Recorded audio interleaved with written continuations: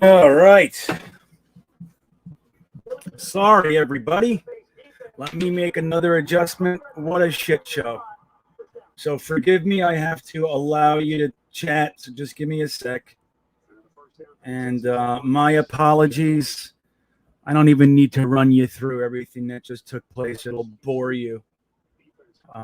But it's a lot of it. So I heard Zach just threw a pick, which is interesting, isn't it?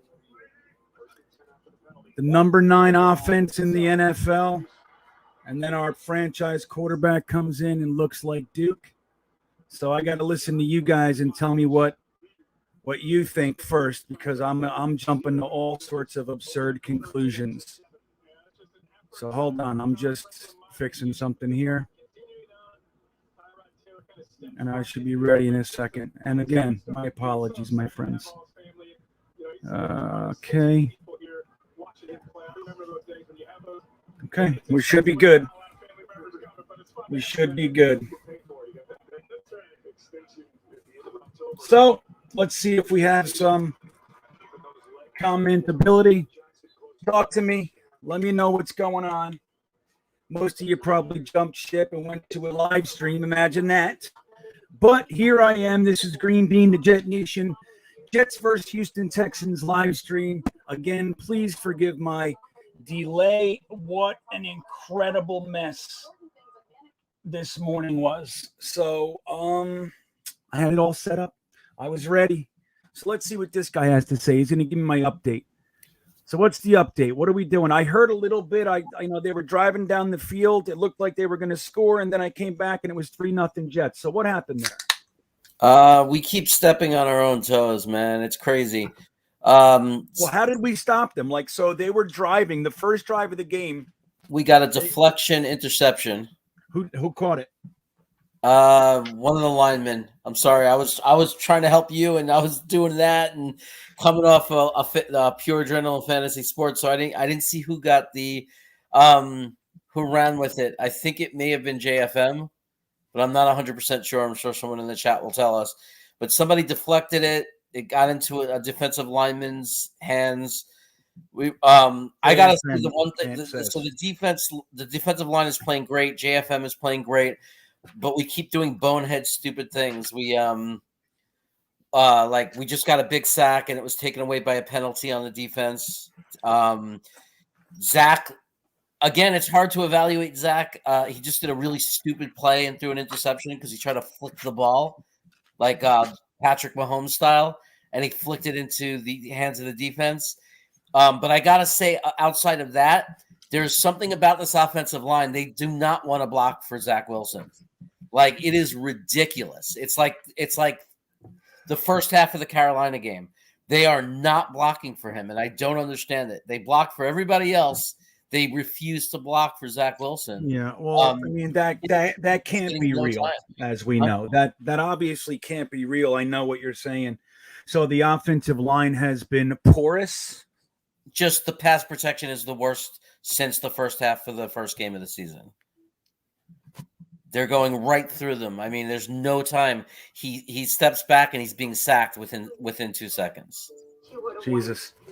So let's say hello to some people. Brad Finkelstein, what's up, buddy? Joseph Schwert, Hank is here. Jack the Man 811's here.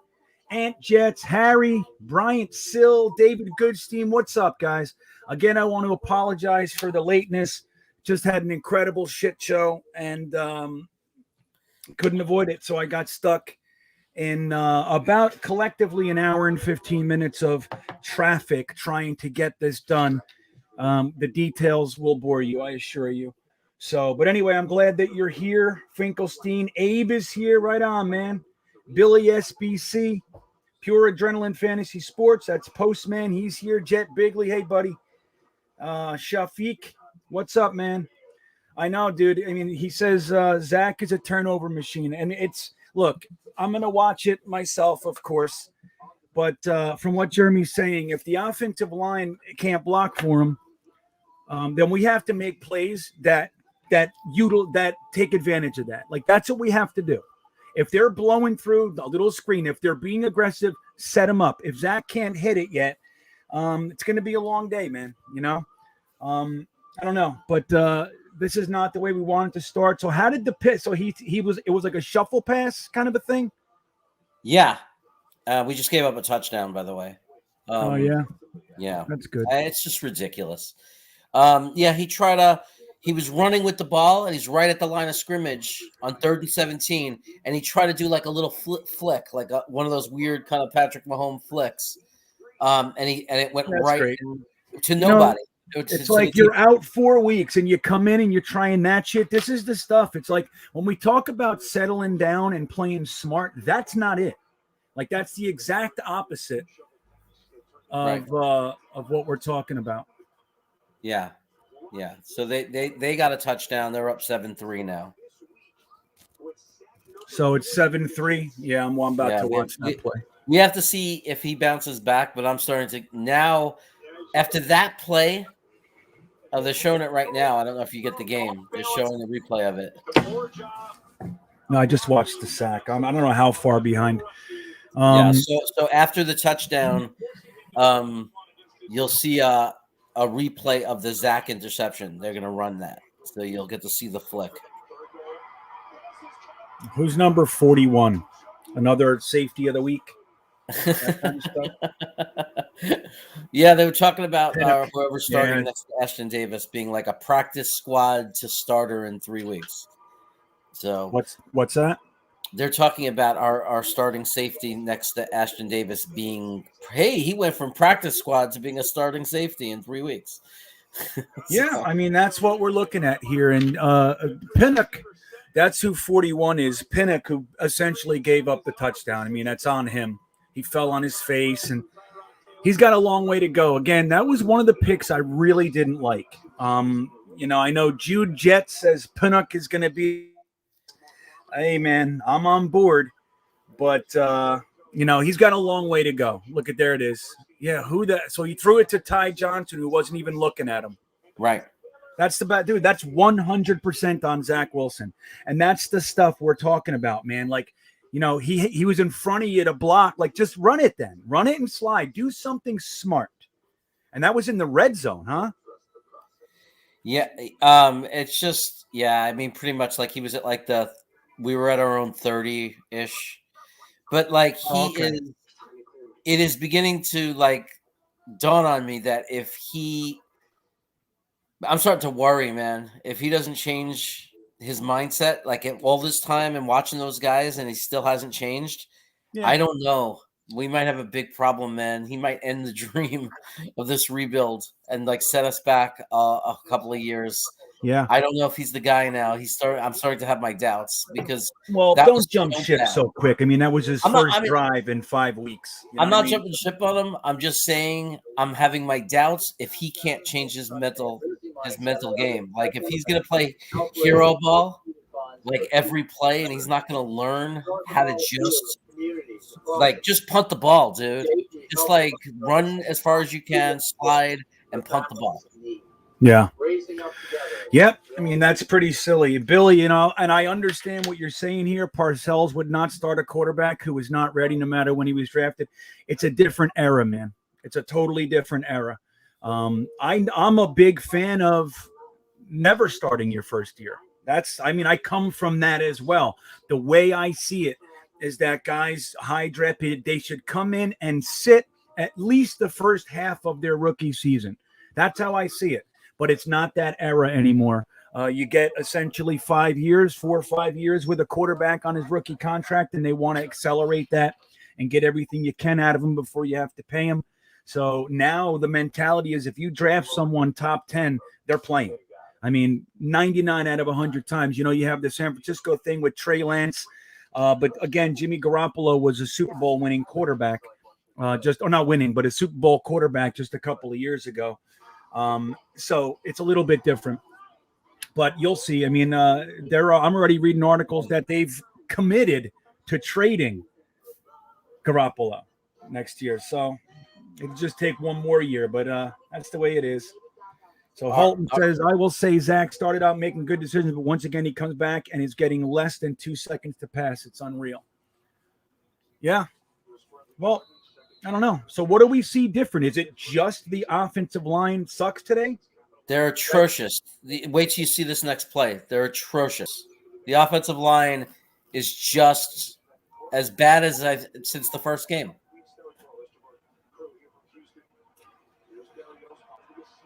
Oh my god. He's overthrowing. He's What is it? overthrowing. It's like he can't throw a short pass. He threw it like he was like throwing it 80 yards for a 6-yard pass. It's just Yeah, Hunter Beckwith says very simply, yeah, he's not looking good. he just Chris has a good point. I mean, he's all hyped. There's a lot of expectation. I mean, that's the stuff. I mean, everything I've seen from him this year has been in his head. Like it's like he's he's throwing it into the dirt on screens. He's overthrowing guys on longer passes. It's all him in his head, and it's crazy to think that guys like Josh Johnson, like Joe Flacco, like Mike White can come in and very simply just run the offense. It's like you don't have to be great, just nice and simple, and he can't seem to do it. that was a 1-2-3 and out as bad as I've seen all year. Yeah, As bad.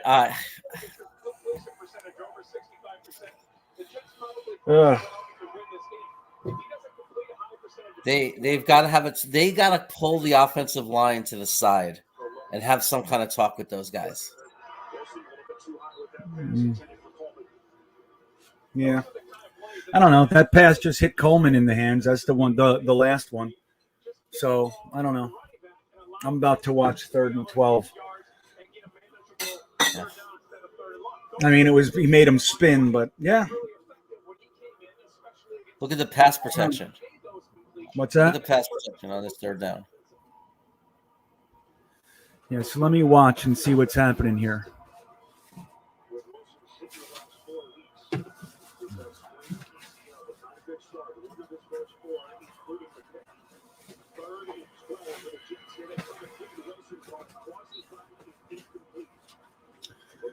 I don't know. I didn't see he had protection. I mean, the guy around the right side me, but it's like, just like is saying right now, like I saw a comment.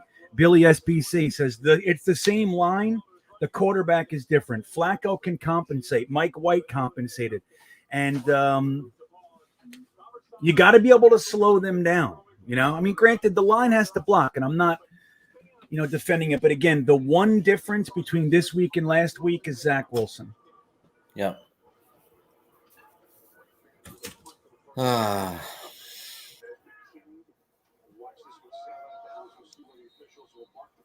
So, how's everybody doing, man? So how did we get? So we did that. We got the interception and we couldn't drive. How did Zach look on that drive after that? He said we couldn't get anything going and we scored 3 points. Was that what happened? It was all running, and then we got to near the end zone, and the big play was a sack. He went back, he dropped back, and there was a ton of pressure. I mean, it was right away, but they sacked him back at like the 17. We were looking great with the running game. So that was another weird thing. It's like they couldn't stop us. We ran right through him to like the 3-yard line or whatever. And then suddenly we started passing and sack and just didn't work. Yeah, I mean, look, we got to let him settle in, right? So there's a long game. We got to let him settle in, but this is obviously not what we wanted to see. And it's, I don't know, man. This is, look, a lot of us who were concerned about the Zach Wilson draft pick, I think this is the kind of stuff like, the Zach defenders minimize this a lot. And I'm not going to say I didn't like him. I did. So it's not like that, but I was very concerned because he never faced a pass rush. Never. Once out of every 50 plays, he sat back there for, 5-6 seconds if he needed it. And the one concern was, how is he going to play when he gets a pass rush in his face? And because the times that he didn't look great. He didn't. So these are the concerns. On a positive note, our defense, since the first drive where they weren't looking good but got the interception, has looked very good. And Quincy Williams is a big part of it. JFM looks like he's alive today, and he's ready to go. So that's the positive news, is the defense is keeping us in it right now. Yeah. Well, this is the 26th ranked passing defense. Now they've been good of late with turnovers, right? Being plus in the turnover ratio. They got 5 turnovers last week, and they did not turn it over at all. They made Tannehill throw 4 interceptions, which was the most in his entire career so far. So they're doing something right. And that could be dangerous for a guy like Zach, who's clearly rattled for whatever reason. Oh, we were so close. Damn it. You're so close. We just gave up a big pass to Burkhead. Yeah, so where is everybody working with Zach? Come on. Kavanaugh's not there today either for some reason. I don't know why. We were so close. Got LaFleur up in the box, and then we got Calabrese and Beck on the sideline as opposed to for Kavanaugh, who's usually there. I didn't get the details on why he's not there, but I did see that he was not participating today for some reason. Oh, my God.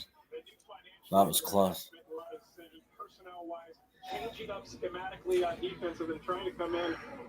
He may have been open then. I'll wait till you catch up and see it. I don't want to.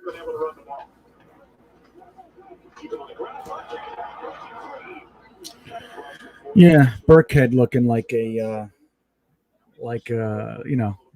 Emmitt Smith. So Kristen Arter checks in and says it's the first couple of drives off weeks of rehab. It's timing issues. Let's calm down. Zach will be fine. Stay positive. I'm with it. I got to be honest with you guys too. With everything that happened this morning for me, be trying to get to the stream, I got here in a bad mood. You know what I mean? So I'm not my regular self. So I'm trying really hard not to be a negative Nancy because I got it. I'm all over it right now. I'm aggravated this morning. So we'll see how it goes. But let's see what people are talking about. So you know who's playing well for us right now is Blair. Is he? He's playing really well. Yeah. So Mark M says just popping by. Holy moly, Zach, brutal. I'll call a couple positives. Coleman looks quick. Get him the ball. Quincy is a beast. Let's go, Jets. False start. Good. Good. Push him back. I'm with you, Mark. Quincy Williams is fine. We got to lock that guy up. And you know what I'll say? Quincy Williams is playing how you want to see others play, the level of effort, the level of intensity. And you don't see that with everybody, like how hard he's running and all those kinds of things. If everybody played with that level of intensity, we would have significantly different results. Oh, my God. Flag against us. Probably going to be against us, right? Oh, no. What is it? They just threw a touchdown pass deep on 3rd and 11. Yeah, I mean, I felt like they were going to score here anyway. I know. I can't stop saying Quincy Wilson, Joe. Quincy Williams, but Quincy Wilson lives on forever. We're going to get blown out by Houston. Relax, Jeremy. Relax. I can't handle it. Just relax. I can't handle getting blown out by Houston. I mean, that's You'll handle it. But relax. It's the first quarter or whatever it is, It's the second with 10 minutes to go. Yeah.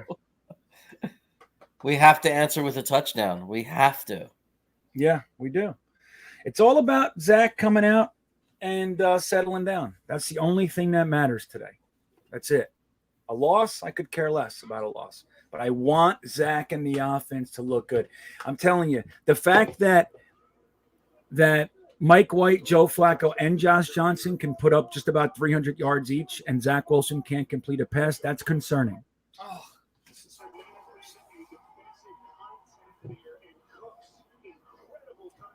Oh, yeah, man. Busted Knuckles says it's gross so far. Touchdown Texans. There we go.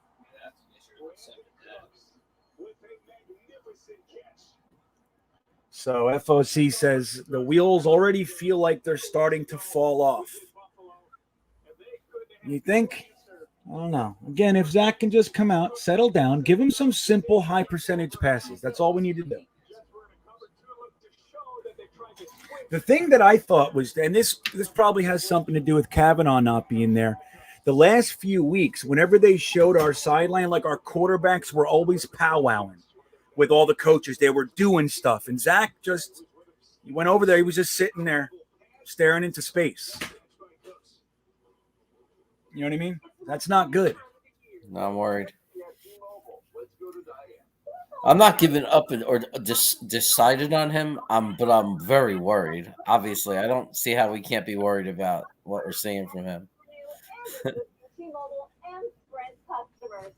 He's got to come back and get a rhythm. He's got to get a rhythm and start hitting some passes, and we need him to turn this around. Yeah, it's got to happen. It's got to happen. So what's going on, guys? I'm glad that we're here together. JW's here, Busted Knuckles, Damian Rasputin checked in. New York Fumble Giants. He's he's here all the time too, so he's a good dude. Joseph Schwert. Yeah, man. Jets Mess is here. So I appreciate it. I'm sorry again for the late start. And I was so excited for today. I really, I got to say, I was excited. And this is not the way we wanted to start. 14-3, a good defensive, turnover and everything exciting. We got to be able to capitalize on that stuff. We have to be able to use momentum and ride those waves to touchdowns. I mean, points are great, right? But we want to be able to score some touchdowns. And it's all about Zach today, my friends. It's all about Zach. And he's just got to settle down. That's it. If he can come out, throw for 250, I'm going to be good. As long as it's not 180 in the last 2 minutes of the game when we're down by 4 scores, that kind of shit, Yeah, we've seen him turn games around, right? We saw him in the Carolina game. He came back in the second half. We've seen him turn it around. So yeah. Also, I can't see what's going on downfield. Like, we don't know who's open, who's not open. Yeah, that's what we look at later. That's the fun stuff of watching. When you watch later, you can actually see what the quarterback sees. And that's the thing. Like, look, there was a rush last week too.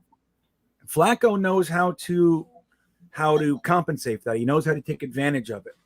And Zach Wilson just seems scared a lot of the time when the rush comes, Yes, Jet Bigley. And this is one of the major positives. Could be worse. We could be watching Darnold playing on a new contract. Right. We could be watching, our $18 million quarterback who we're locked into for at minimum next year. But if Mac was still here, bet your ass on it, we would have extended Sam and Jamal and May and all those guys.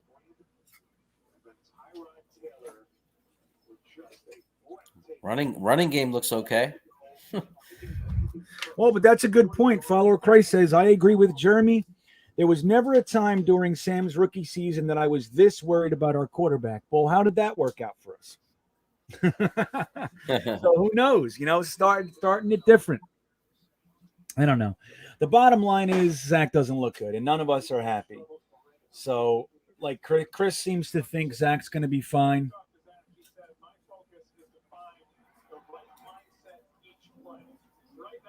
I love that. I love that Chris is being positive. Yeah. Love that. He's not always positive, so to see Chris positive, yeah, you get right. And I think I fancy Chris somewhat of a realist. You know what I mean? He's good when it's good. He's appropriately negative when he needs to be. I like that. Oh boy, it's an ugly 1, 2, 3 and out. Yeah, we didn't make it. Well, we had 2nd and 2, and then nothing. Another 3 and out. That's crazy, man. That was a catchable ball, but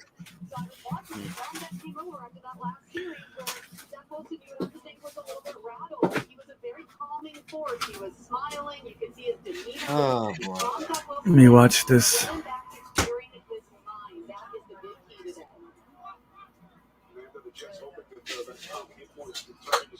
Oh boy.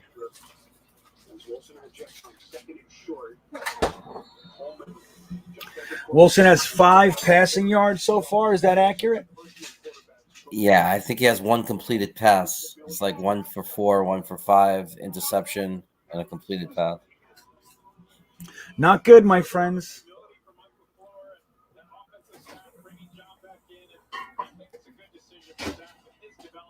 It's kind of depressing. I don't think it was his fault. Watch the third down play and tell me if it was his fault. I mean, it was throwing into tight coverage, but the ball was kind of there.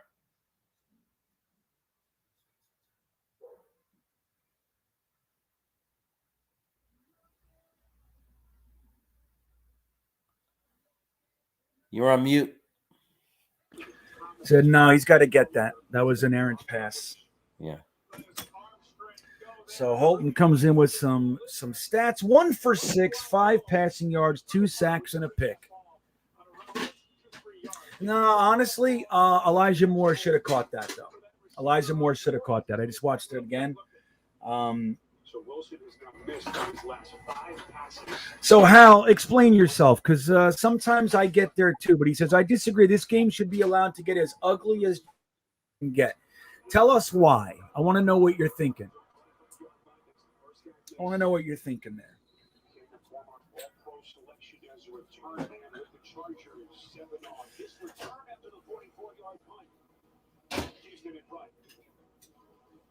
Yeah, I know. It looked from the other angle, though. I mean, it hit him right in the arm. He's got to catch that. Elijah Moore has to catch that. It's not taken away from, but this is the kind of shit that we've seen this year. It's like all of a sudden people can't catch. All of a sudden, people can't block. It's like, what is that? What is that? And that's kind of the, sometimes you have that like air in the room where nothing goes right. You just can't seem to do anything right. And I don't know why that would be as soon as Zach comes in, but it's concerning, man. It's concerning. Oh, that's what I was thinking, Hunter. Is he thinking draft? Because that's not what I'm thinking. Even though you guys know me, I'm a big draft guy. I love picks. I love all that shit.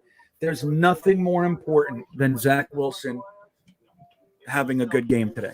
And for the rest of these games, there's nothing more important than Zach Wilson being good. Nothing. Than just showing progress. Nothing trumps that. If he wins out and we end up with the 12th pick, so be it. So be it, man. That's the most important thing. Quincy, you're frozen for a while, GreenBean. We could hear you, but your screen is frozen. Yeah. What are you gonna do? Yeah. Well, I know that's the thing. I was all set up to have top-notch internet, and everything fucking blew up. So now I'm like, I just had to go live. I just slapped it together, and I said I have to get on here. So it is what it is. Williams here comes Halliburton. He says, because we need to see the reality of our situation, must confront all the ugliness, can't get well until we can see all that ails us. Let me tell you, I like it. Honestly. I mean, I'm not rooting for pain. I'm not rooting for, loss. I'm not rooting to suck. But if we do, then it's very important. You got to know where the cancer is so you can cut it out. You have to know what you're dealing with so you can treat it. Sack. Big sack. Who is that? 91. John Franklin Myers. He's having a great game. JFM is having a huge game. So DJ Johnny, it's a good point. And this was a lot of guys like myself who weren't like, rah, Zach Wilson. Like I said, I was fine with whoever they picked. I liked Fields. I liked Wilson. I liked trading back and taking Jones. I was really. But the concern from me with Zach Wilson was you really haven't seen who he is, because he's just a guy sitting back there picking apart defenses with the most time. Out of all the quarterbacks, all the first-round quarterbacks, Zach Wilson was pressured the least. So it's just one of those things. We have to see what he can do. in this type of a situation. Quincy Williams was hurt. What happened there? He lit somebody up, but he's shaken up. Am I still frozen? Yeah, your screen is frozen, but he lit somebody up, but Williams, but he got shaken up on the play. Okay. He came back? I think he's going to be okay. I think he was walking around and everything. Right. Hold on. Am I clear now? Yeah. Now you're good. Yeah, I'm going to have to do this. So we're going to put your big ass cranium up on. Yeah, but now you're frozen. So oh, really? Come on. Now you're frozen. So you can't do that, man. You're spinning now.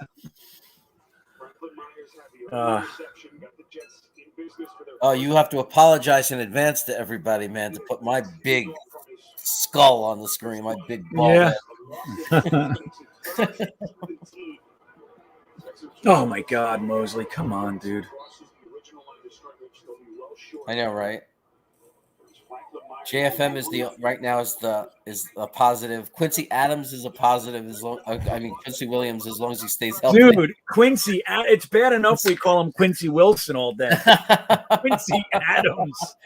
I taught U.S. history, man. Yeah. Quincy Williams is he is a hard hitter, man. It's no joke. He hits as hard as any linebacker in my memory that we've had. He lights people up every week. It's crazy, his hitting. Well, look, the defense is playing today, so that's good. This was kind of the weird thing with earlier in the season. It was like our offense couldn't do anything, but our defense kept us in games. And then it's interesting. When the offense started to play, the defense can't do anything. And now it seems to be reverting back. Yeah. Oh, we can see you again. There you are. Yeah. Good. I'm going to keep me little. That gives me the best shot. Yeah, Quincy Albert, right? Quincy Albert. Yeah, Apollo Arc. Now, listen, let me tell you something. If we come out, have a little bit of a drive and score a touchdown, everything's gone. Everything's erased. So that's what we need to do. That's it. This is the time. So JFM has a pick. Did he tip it and pick it, or he just picked it? Do you know who tipped it? I was just getting it on when I saw it running back, and I missed. Okay. So we need the chat. We need the chat to tell us what happened in that play, like the run back, the interception that we got. Like there was a tip ball, and one of our defensive linemen ran the ball.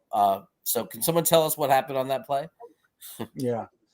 Well, Jets gang says Russ Wilson is playing bad after his injury. Nobody's saying a word about him. All Jets fans want Zach benched.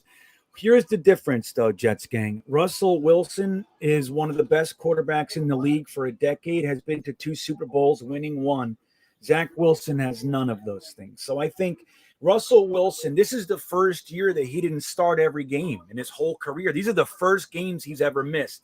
So I think he's earned a little bit more rope. Tip and pick. So, oh, wow. So JFM tipped it and picked it. Wow. So this is why we paid him. Here it is. Every time we play a 2-8 team, count on JFM to have a huge game.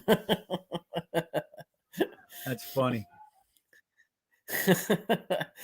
No, he's having an amazing game. Yes. Oh, they ripped his helmet off. They ripped Zach Wilson's helmet off his head. No flag? It's the first time I've ever seen that in my life. And he was still playing. He still was continuing to play. No flag? There's a flag. Of course there's a flag. They ripped his helmet off. All right, listen, Jeremy, I'm going to try something. I'm going to try to switch over to a different internet. Okay. So bear with me. Hold the fort. Okay? I'll be right back. Okay. So I don't know. Has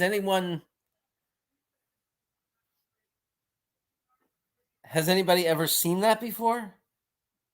Has anybody ever seen I've seen people have their helmet knocked off, but has anybody ever seen, oh my God, he could have broke his neck. He grabbed his face mask, spun his head around, and ripped the helmet off his head. And then he held up his hands like this, as if he didn't do anything.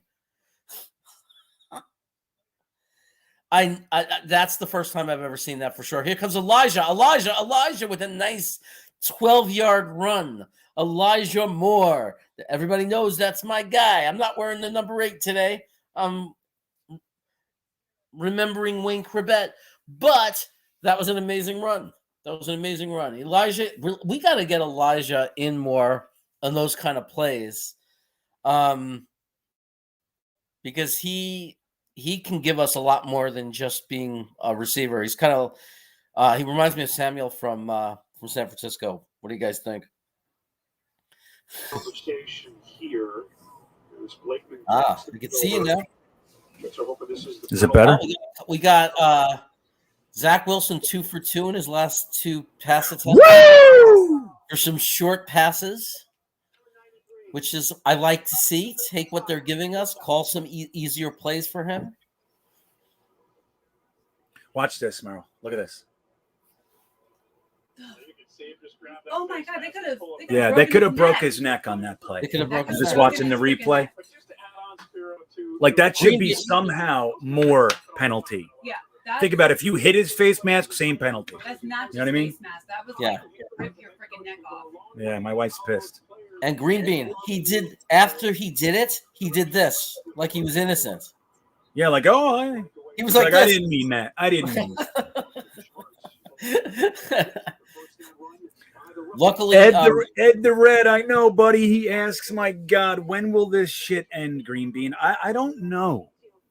Because, like, look, I'm really happy with a lot of the rookie class, a lot of the young guy. I'm really happy.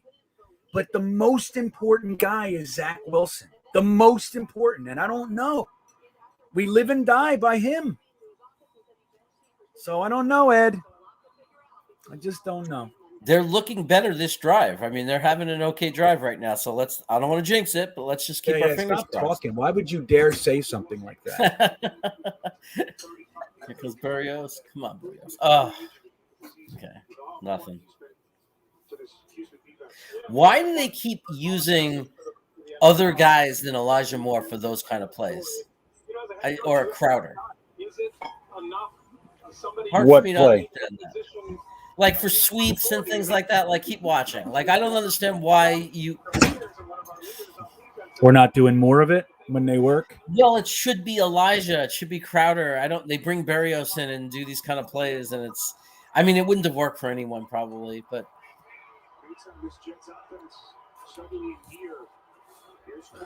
So Morgan Mosley is limping. Flexus Maximus comes Oh in my to let God. us know Zach sucks. I like that. Oh my Moses God. is down. We just came so close to another pick, but it was a deflection. Who deflected it? Whose guy? Was it Moses's guy? I gotta see. No. It was a pass that Berrios reached out and it went off his hand. It hit his hand and went up in the air. But it was not a good pass. I mean, it was a little. Yeah. It wasn't a horrible pass, but it was not. It could have been a much better pass. Let's just say that.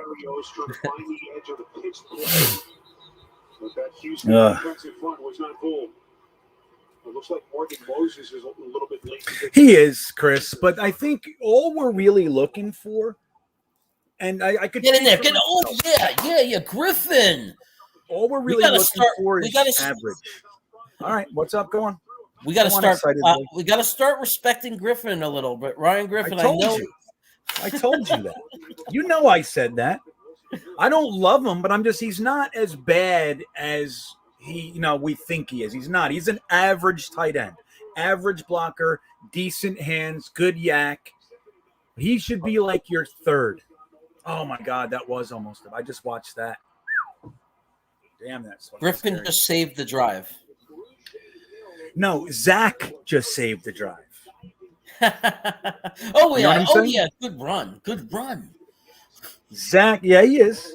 But that's what I'm saying. Like, Griffin shouldn't be your number one tight end. That's without question.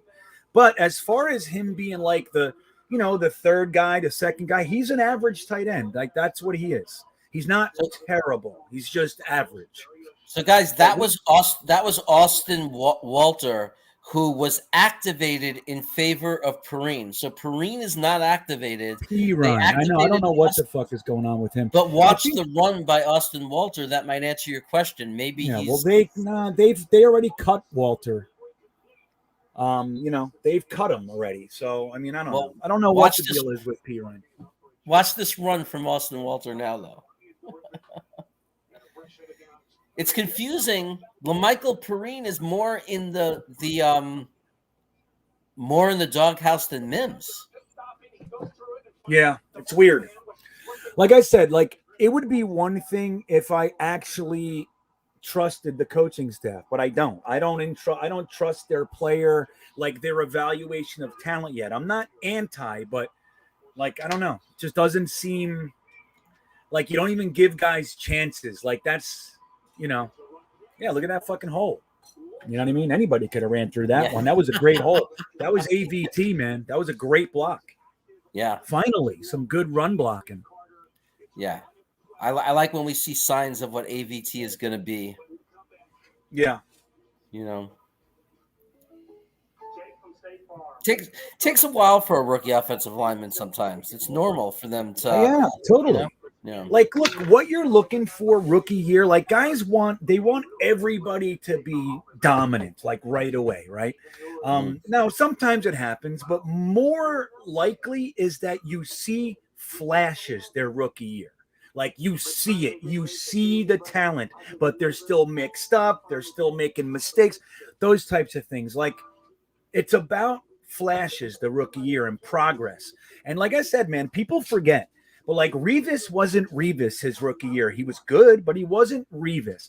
DeBrickashaw Ferguson, Jets fans wanted him gone his third year when he came on. He was okay, but they were saying this guy's a jag. I'm telling you, I defended DeBrickashaw Ferguson for years, and everybody wanted to cut him. Now they look back and go, "We need a guy like DeBrick." It's it's just a funny thing that happens with us, and I get it. I do. I mean, best case scenario is everybody we draft comes out and plays lights out and everything's great. That's best case. We all want that. But it's not real, especially with a new organization. Again, I don't even think our talent evaluation is all that good yet. I really don't. I don't agree with the moves they make. A good one was starting Fant over Moses on the right side for week 1. That was right, when Fant was playing the left side all week, they put Becton in, moved Fant over there. They chose to shuffle it all around, and it didn't make sense to me. And we saw it. It looked like shit. So, again, I just see a lot of confusion on their talent evaluation. But my hope, it's but they're new too, so it's going to take time.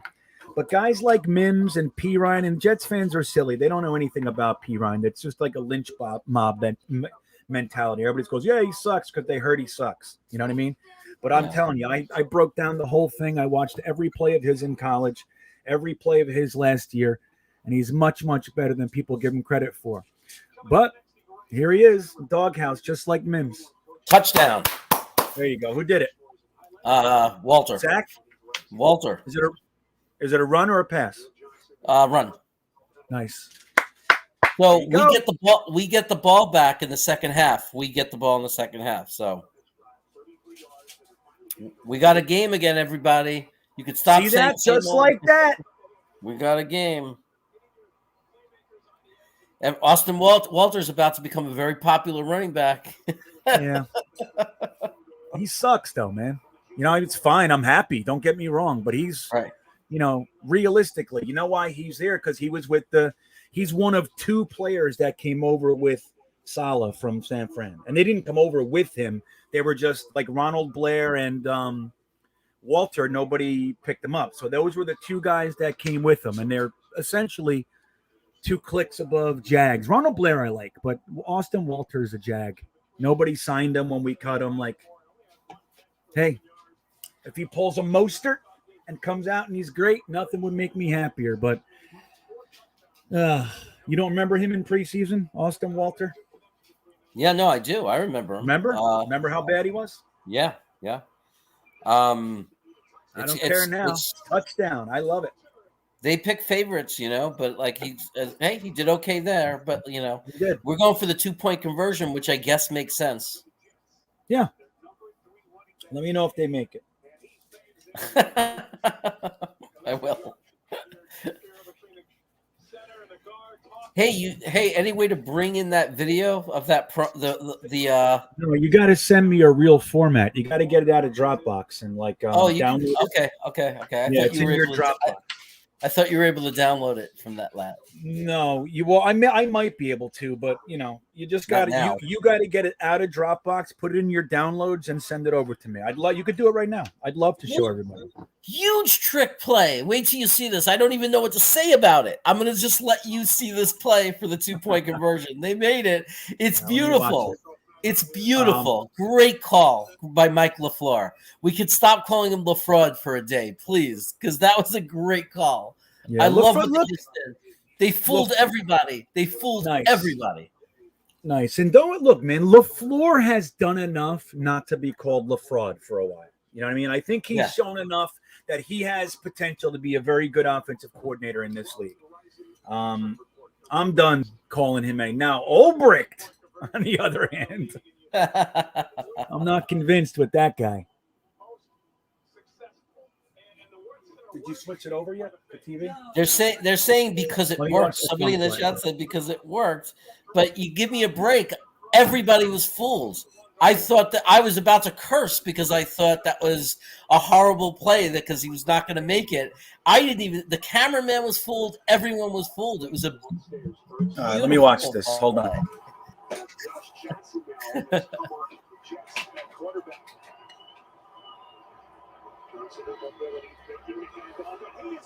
That didn't fool me. It looked sloppy to me. That was a trick play.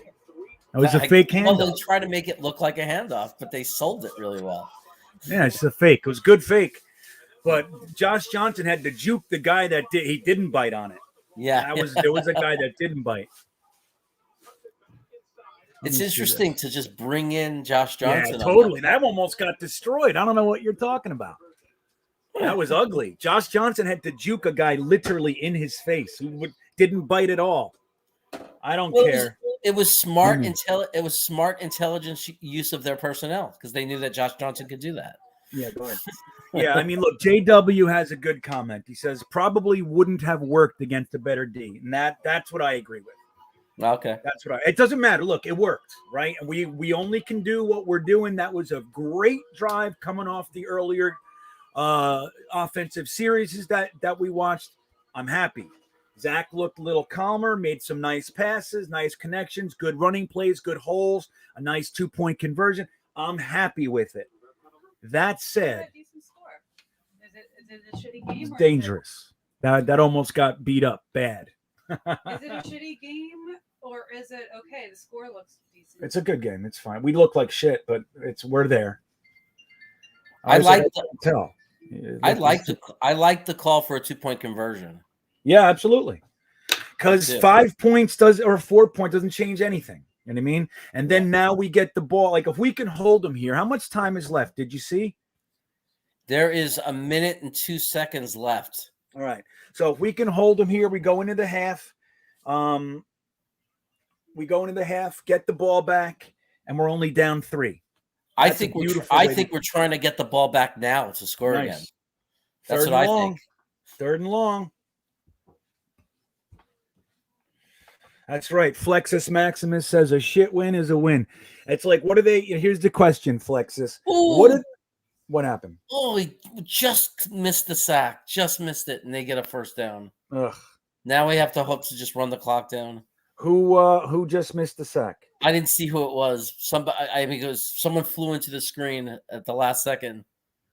And they're showing the replay of the receivers, not the quarterback, which stinks. So you see it. You got to catch it. Who it was. Yeah, I can't. We're switching internet on the TV. I got nothing right now. But Flexus, here's the question.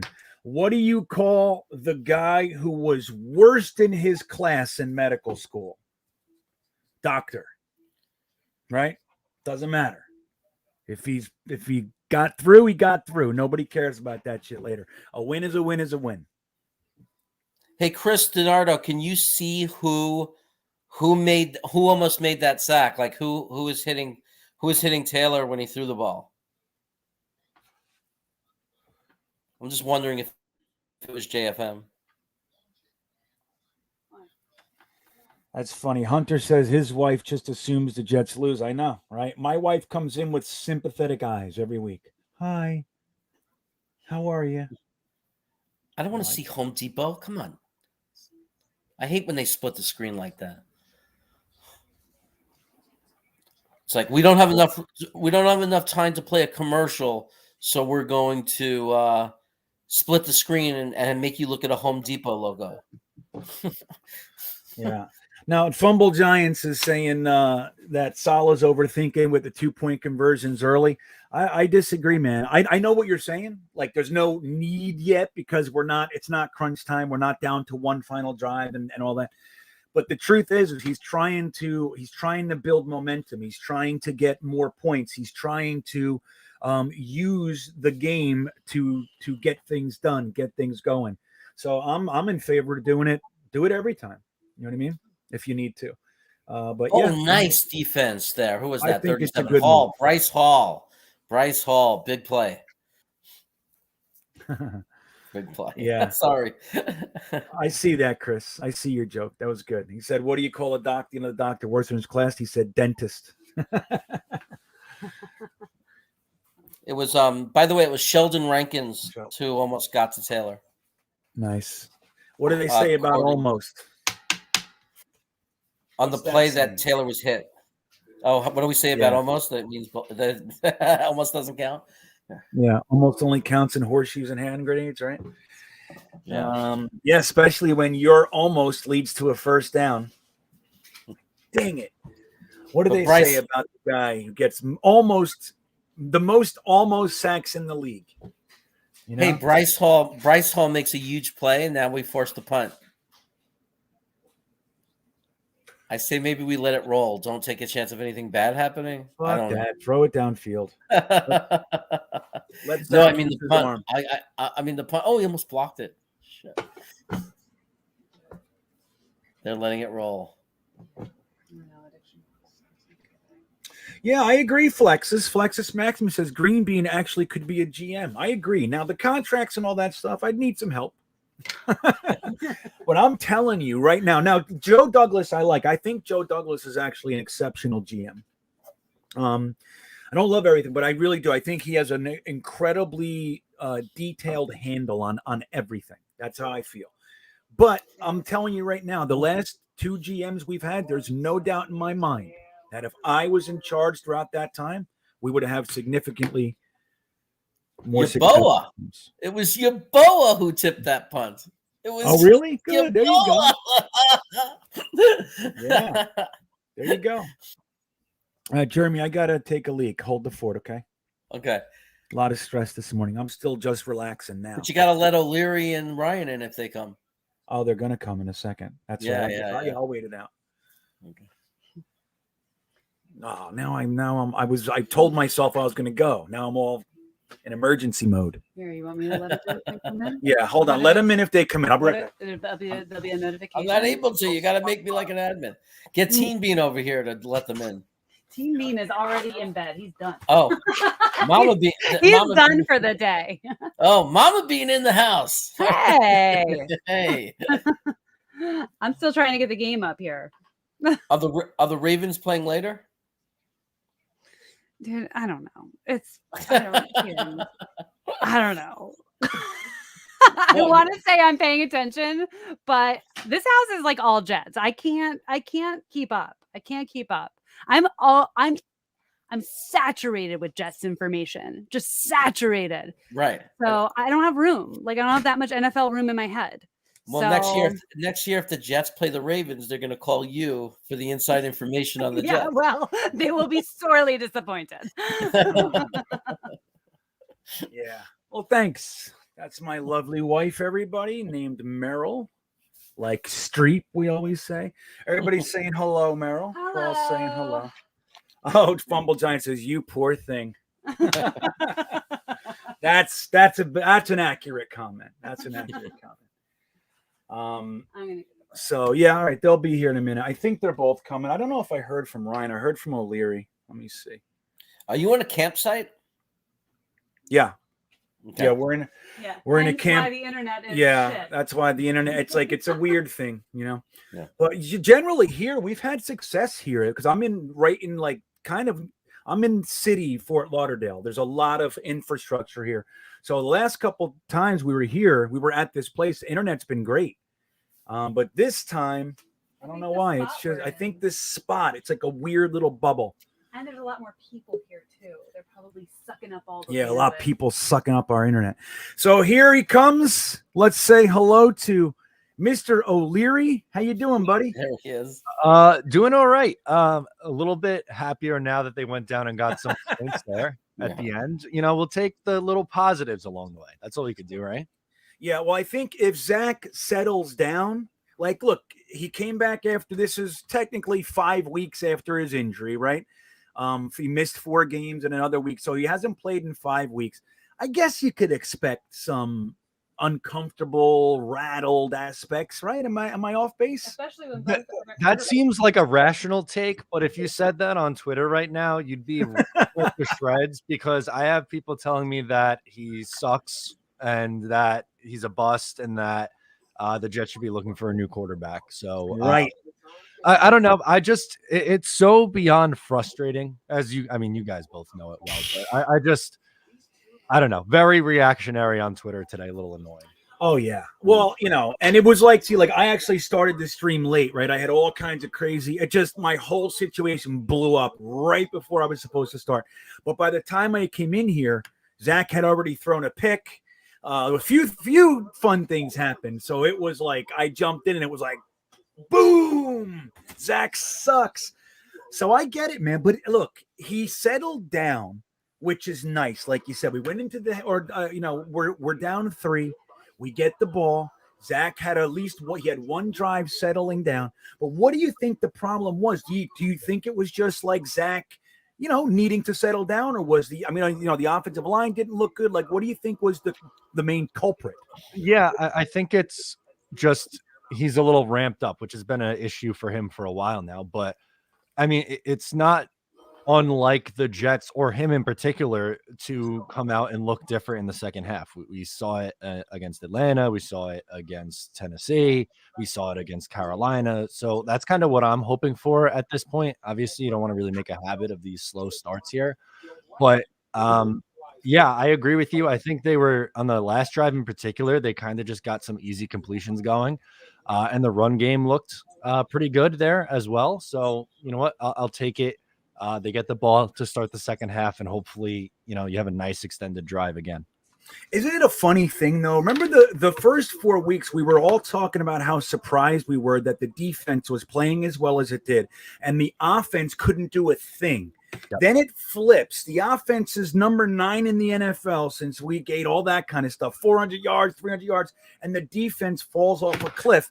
And it almost feels like today is the flip back. Isn't that interesting? Do you think am I accurate there, or am I off? No, that's definitely accurate. And I mean, that's just that's another player we have to talk about. John Franklin Myers is having himself a day already with the interception, multiple sacks already. I think the Mo Wilkerson comparisons were a little much, but I don't be seeing any of those anytime soon because he's been downright phenomenal for this defense. But our guy, I mean, I still love him, and I know you're a huge fan of him. Bryce Hall did not have a good first half. No, he got beat pretty bad on that Burkhead scraping off the over the middle.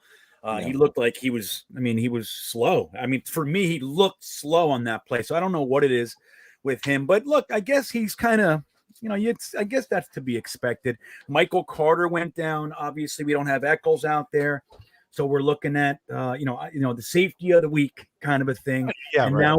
Now we're down to Pinnock and Guidry out there. So I don't know, I mean, look, it's tough when you see all those guys and everything. But the one thing that we do want to see is Bryce Hall being able to just be solid and stable so the other guys can be the weak point. But I agree, Bryce Hall, Maybe he'll come back and have a better second half. What do you see happening? Do you think this drive is just kind of lucky, so to speak, or is this the beginning of the momentum changing in our direction? How do you see it going?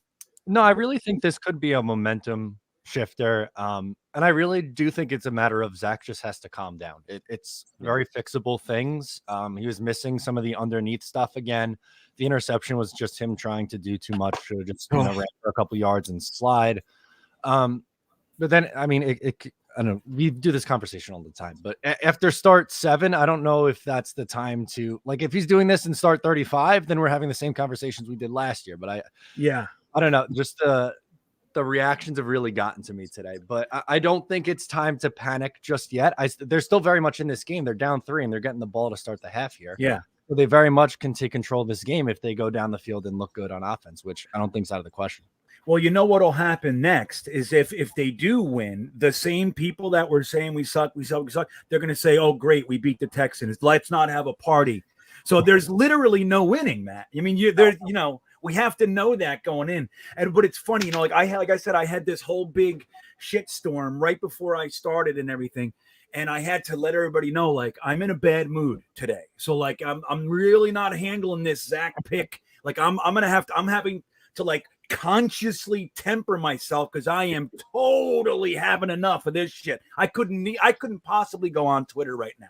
I'd be literally ruining relationships, whatever. Fuck you, like that kind of stuff. That's what I've been saying.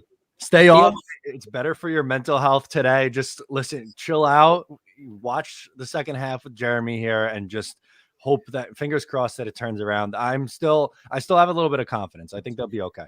Matt, he almost threw me out because I was starting to panic on Wilson, and GreenBean was going to throw me out. He was like, Jeremy, we're not going to go there. I know. On the stream.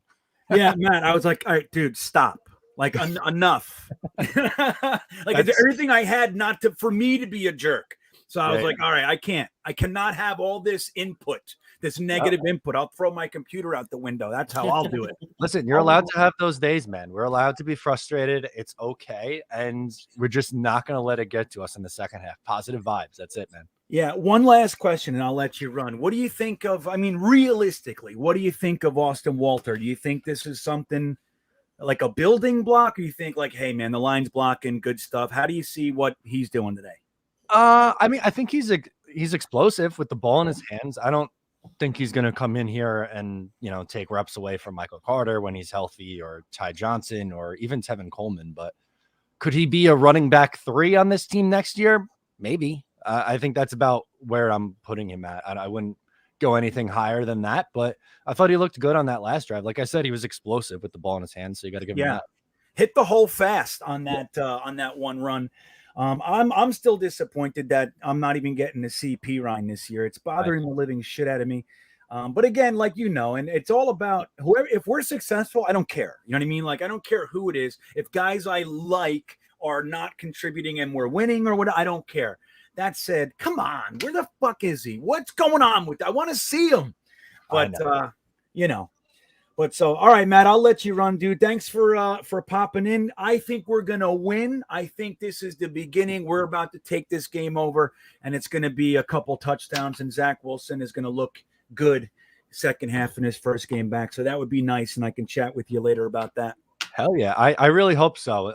Enjoy the second half of this game, and I'll see you Tuesday for the stream then, big guy. You know it. All right, Matt. Thanks again. Enjoy your wings, Matt. Thanks, Jeremy. I'll catch you later. Enjoy. Right. Matt O'Leary, everybody. There he goes. The best of us. That's who he is. I don't know where Ryan. I don't know if I didn't think I heard back from Ryan. Oh my God, what the hell is going on here? Dude, that whole conversation was just recorded into a text. You know when it does that shit? I love it. Somebody's gonna be like, what is this? Who are you? So yeah, man. So that was Matt O'Leary. You guys know and love him. He's the best. But yeah, and he's on Twitter right now, so he's dealing with that onslaught. Look, there's 50 of us in here in the chat. That's about all I can absorb right now. I am calm now. That drive did wonders for me, Jeremy.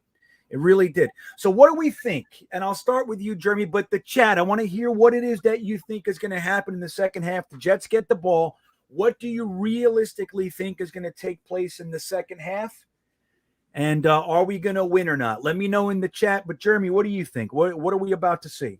I honestly believe that the first drive of the second half, when we get the ball, is going to be a very strong predictor, like a dictation of what's going to happen the rest of the game. And I don't want to put too much on it if it's 1, 2, 3 and out. Oh, that means that would be a bummer. But I do think that more on the other side, if we establish a long scoring drive, even if it ends up being a field goal, but if we end up establishing a really good drive, if it's a touchdown or a field goal, I think that's a really good sign for us. I think it's going to be. I think it's going to go very well for us. So yeah, I'm putting a lot into this first drive. I think it could really be what you're saying, like us taking over the game. Awesome. I see a whole bunch of dudes checking in. We got Braden in here. Phil Adams from the UK is here. Jameel Haywood. Salty Nuts Magoo is back. So there's a lot of you guys. G Nice is here. He says he's a number 2 pick. We need to see more, but I'm hopeful. That's kind of, look, I would agree with that. We want to see more from our number 2 pick. But the truth is, if he can just build off that drive, like Matt was saying perfectly, you can see the kind of amped up over, kind of, it's just he's off, right? So he's kind of amped up, a little bit too much energy, too much in his head. If he can just settle down, that last drive does what it could do, which is just like, okay, I got this. All right, I'm calm. Then we might end up being really happy with the rest of this game. And him having a first half that's kind of rattly is not that far out of realistic expectations. So I think that would be pretty good. Just so you guys know, I see a lot of talk of where you guys are in Florida. I am in Fort Lauderdale. That's where I am. So I'm by the beach in Fort Lauderdale. I spent the last 2 days on the beach. So I'm going to do it again. I might go see a sunrise tomorrow morning too. But that's where I am. I might get over to the South Florida Jets fan club, which is one of my favorite places. But we'll see. And I'll let you guys know. Hunter Beckwith says he just wants to see a good game. Jets Mess is saying this game has a bad taste in my mouth, so he's feeling the neg. He's feeling like it's about to go the other way. I know that feeling. You know that feeling, man? I know it. Jets Mess says we're going to lose by 10. I don't like it. I don't like that mess. I want it to go the other way, but I get it. I know exactly what you're saying. Phil Adams just intelligently says, well, I don't know. Anything can happen. That's what he says, Jeremy. He goes, who knows? What do you want from me? Chris DiNardo says Zach is going to be fine and we're going to run away with the game. I like it. Okay, that would be good. Captain K Techno, what's up, buddy? From Ireland, he says we're winning. No more negative vibes from JK. Jeremy Cravat, I think he means. That's right, Paul. I'm being positive. I've been positive since that first quarter, I swear. Yeah, you settled down. You did. All right, so what happened on the kickoff? Nothing. Okay, good. We had a good running play. A beautiful pass from Zach Wilson to Elijah Moore. Yeah. That's what we needed to see. A nice 15 to 20 yard, nice pass right to him. Exactly what we needed. Exactly what we needed. Nice. 20-yard pass. Yeah. 20-yard pass. Elijah Moore open. Zach finds him right up the middle. Fantastic. Kevin Vaffadou says we're winning, no problem. FOC says one more pick, but mostly good stuff from Zach. Our D will hold up and we'll win by a field goal. I like it. Zach is a rookie, Jets gang. I'm with you, right? I mean, we can't forget that. It takes time. Nice block from Moore. We're running a 21 personnel. We are. So that was a play action off of a 21. Let's hope this wasn't against us. It was a holding against us. So now we got a holding. So Chris Chris Moore play action. So that was a 22-yard pass to Moore. Very nice. Wesco with the hold. Wesco, really? Oh, come on, man. These guys, they got to be able to come in and not be like, oh, sorry, I haven't been in 3 games. I'm fucking going to be rattled. I'm going to make mistakes. Like, can we get past this shit already? Let me see. Yeah, I don't think you're going to see Wesco on the team next year, honestly, if we draft tight ends and things, Yeah, I mean, the best case scenario would be that we bring in at least one tight end, and then Kenny Yeboah being on the team for a year, knowing the system can be feathered in as well. They'll probably. I know Joe Douglas likes Ryan Griffin. I don't know. I'd rather see Croft if we're going to keep one from our team. I'd rather see Croft and just stop using him on the damn outside so he doesn't have to jump up and down contested catches. Just use him like a tight end, and things would be better with Croft, in my opinion. It looks like Zach is learning how to throw the ball to Elijah. 16-yard pass reception. There you go. There you go. Christian Otto says 18 yards, so I'll take either one. I like them. Well, it's 2nd and 4, so it has to be 16. There you go, Chris. What do you think of that? Ooh, Bigley coming in. Look at this comment. Exactly what we needed. I like what you did there, Bigley. I like it. Big 3rd and 3 coming. Big 3rd and 3. He did it too. He says exactly what we need. Okay, all right. I see. Yep, we're on it. You guys are on this one. Big 3rd and 3 coming. 3rd and 3. All right, let me know. I'm about to watch the pass that you just saw. So let me see. Let me see what we got here. Yes, Coleman. They did a running play. That was ballsy. On 3rd and 4? 3rd and 3, they did a running play. 3rd and 3. That was ballsy as hell. Finkelstein coming out. He's saying, you know what? I might feel good right now. What the hell is this? Wow. There you go. This is looking like a good drive. This is looking like a really good drive. We're finally knock on some wood immediately. Where's wood? Is that chairman wood? Knock on wood. Knock on wood. No, I just like the way we're mixing in the run. I like the balance.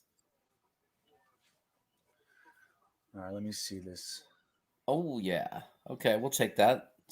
5-yard run, 2nd and 5, right? There you go. Maybe. I got it right finally. I finally judged the yardage right. Before they posted on the thing, 5 yards. That's what it was. That's what I said. First, even a blind squirrel finds a nut sometimes. That's exactly right. Broken clocks and all that jazz. Kristen Otto reminds us he's a guitar player. Don't trust his math. And I think we might have a matchmaker situation going on. JW says, wait, you're a guitarist, Chris? I'm a drummer. It seems appropriate, like kismet, that we should be hanging out together. I fully support such a union. Yes. Ty Johnson broke one for like 10 yards. So, by the way, GreenBean, they changed it from 2nd and 5 to 2nd and 4. So I was wrong. It was 6 yards, not 5. I'm still looking for that nut. You grabbed a previously eaten empty shell of an acorn. You thought you had one. What's up, Bismo Charisma? What's up, buddy? Good to see you. Hey, down under, man. That's it. I come from a land down under. Hey, we are running the ball really well, and we are using the 3-headed monster. We're rotating who carries the ball. So that was Walter now on like a 5-yard run. There you go. I'll take it. And Gina comes in and says, let's go, Jets. There you go, Gene. So I think this is what we want to see in the future against any defense. I think we want to see good running, and that opens it up and makes it easier for the passing game, easier for Zach, easier for everything. Imagine that, Jeremy. Yeah. Imagine that.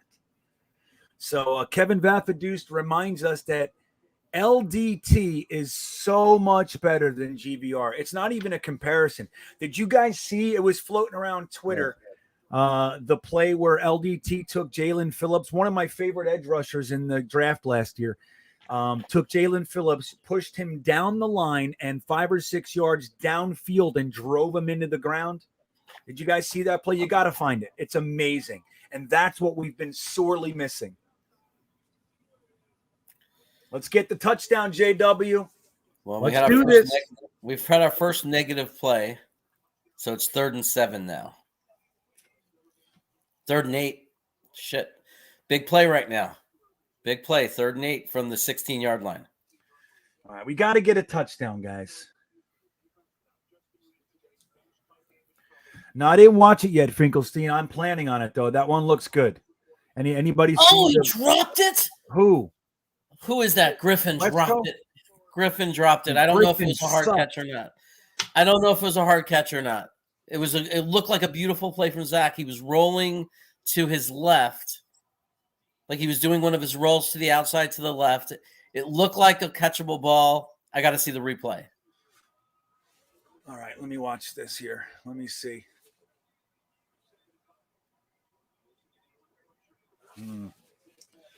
It was tough. He should have caught it, though. I think he should have caught that. What do you think, chat? I think he should have caught it. It was hard, though. It was hard. Yeah. Finkelstein says Griffin should have had that. Chris said he should have had it. It's a hard catch. Can't be pissed. Chris turned his opinion to the other side. He's trying to stay positive. There's a flag. I don't know who it's against or what it is. Harry says he should have caught it. What's up, Harry? So I want to remind everybody that I'll wait till after all this stuff, but I'll tell you guys some good news. Hold on. I don't know why Zach left the pocket on that though. Yeah, he should have caught that, dude. There's no question in my mind. Unsportsmanlike conduct, defense. First down. What did they do? I don't know. Maybe he taunted him or something. It was unsportsmanlike conduct. I didn't see it. They said, "You're ugly." And the ref said, "Enough of that." Oh, that was on the field goal. Oh, but it's a first down, so who cares? First down. Yeah. The and first he should have down, who caught cares? that. Okay. Right. Yeah. We are alive. I know. We'll take it, dude. We'll take it. I don't care. That was a beautiful, man. Now we get another chance. That's awesome. So we tied the game up, but we got another shot at life here. Is that how it goes? Yeah. Oh, bad sack. Yeah. There's a flag, though. Offsides on the defense. There you go. I just hope that Zach is okay, though. He took a hard hit. Did he? Yeah. I think he's okay. They're not showing him not having trouble or anything, but they're showing the replay of it. He just, again, they took his head. They keep taking his, they keep grabbing him high. I don't like it, man. Yeah, I know. We got to start disqualifying people. Eject them, dude. You can't do that. Yeah, we're lucky that the Texans are 2-8 because we're seeing why. They're a team that implodes. Like they're doing stupid things. Yeah, well, it's like FOC is saying right here. It's like when Zach gets hit, he gets hit. And I agree with that. It's like, I feel like teams kind of know that they're going to get a little bit more leeway beating up on this guy because we're the Jets, and they really do it. Diving at his knees. Oh, Zach Wilson, the running quarterback. What a move. He just shook them. He was dead in the water, and he did it on his own. He's a freaking running back. Here we go. So he scored? Oh, yeah. Yeah, it was great. You're going to love it. Whoops, wrong one. Here we go. Okay, everybody.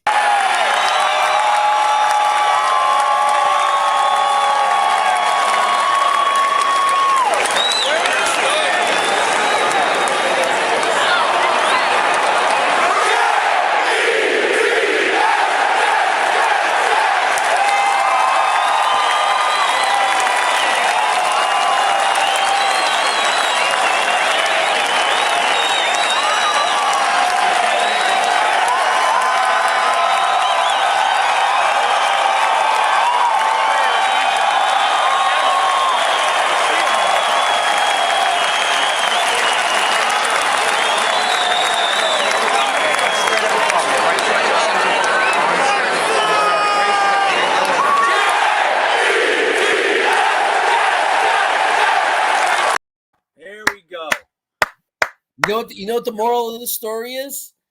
Don't make Zach Wilson angry. You will not like him when he's angry. I like it. I'm in with that. I like it.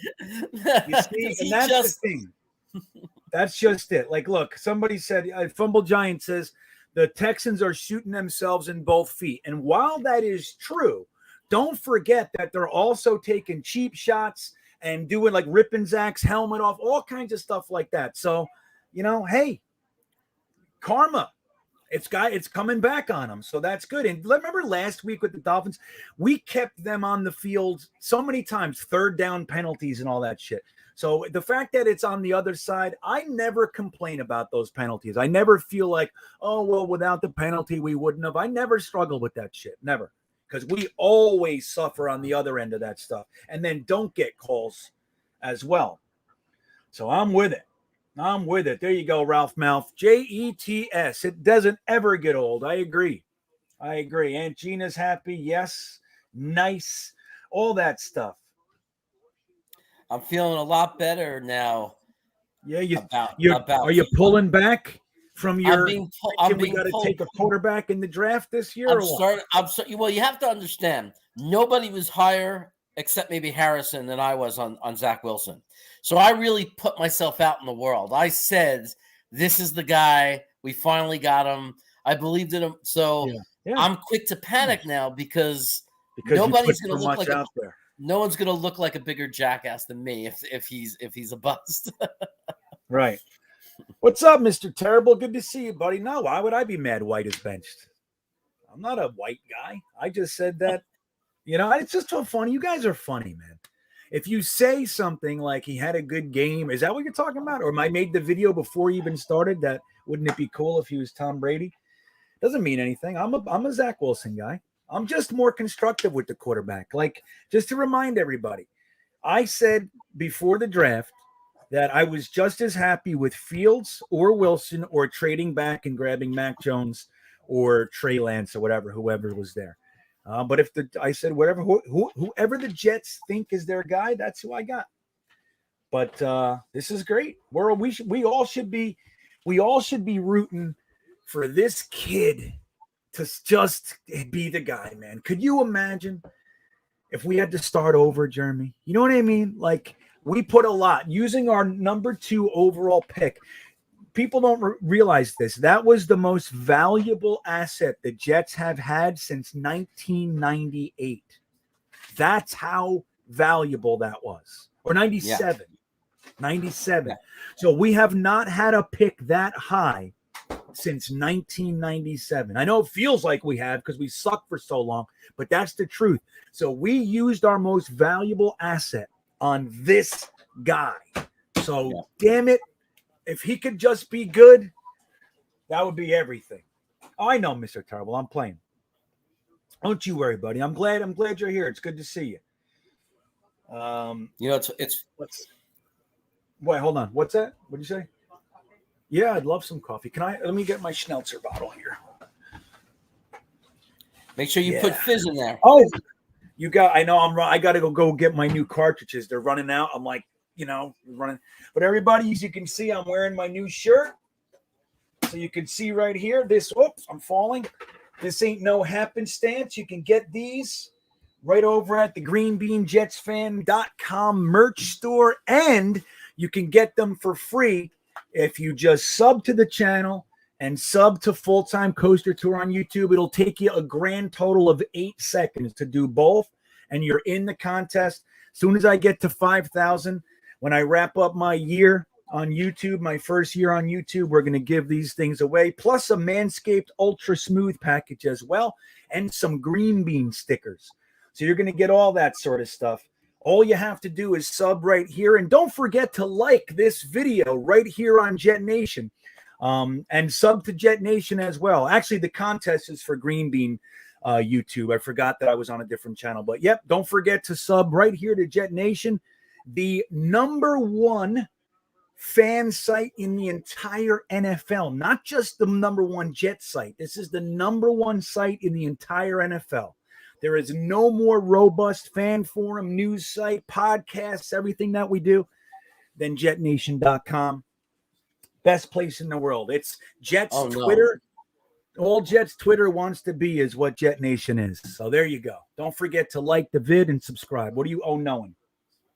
Dave just gave up a big play. 15 unanswered points by the Jets, Finkelstein reminds us. That's good. That's good. All right, what are we talking about in the chat? You'll see it come later. It's a big play for them. They're at like the third. They're like at R35 now. Okay, that's all right. Bend but don't break. Illegally Beast Mode comes in and says, went to the bathroom, came back, and we're in the lead.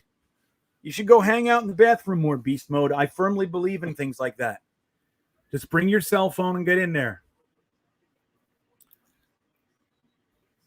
You know, talking about your shirt, GreenBean, I don't know what took you so long to get it because I have mine.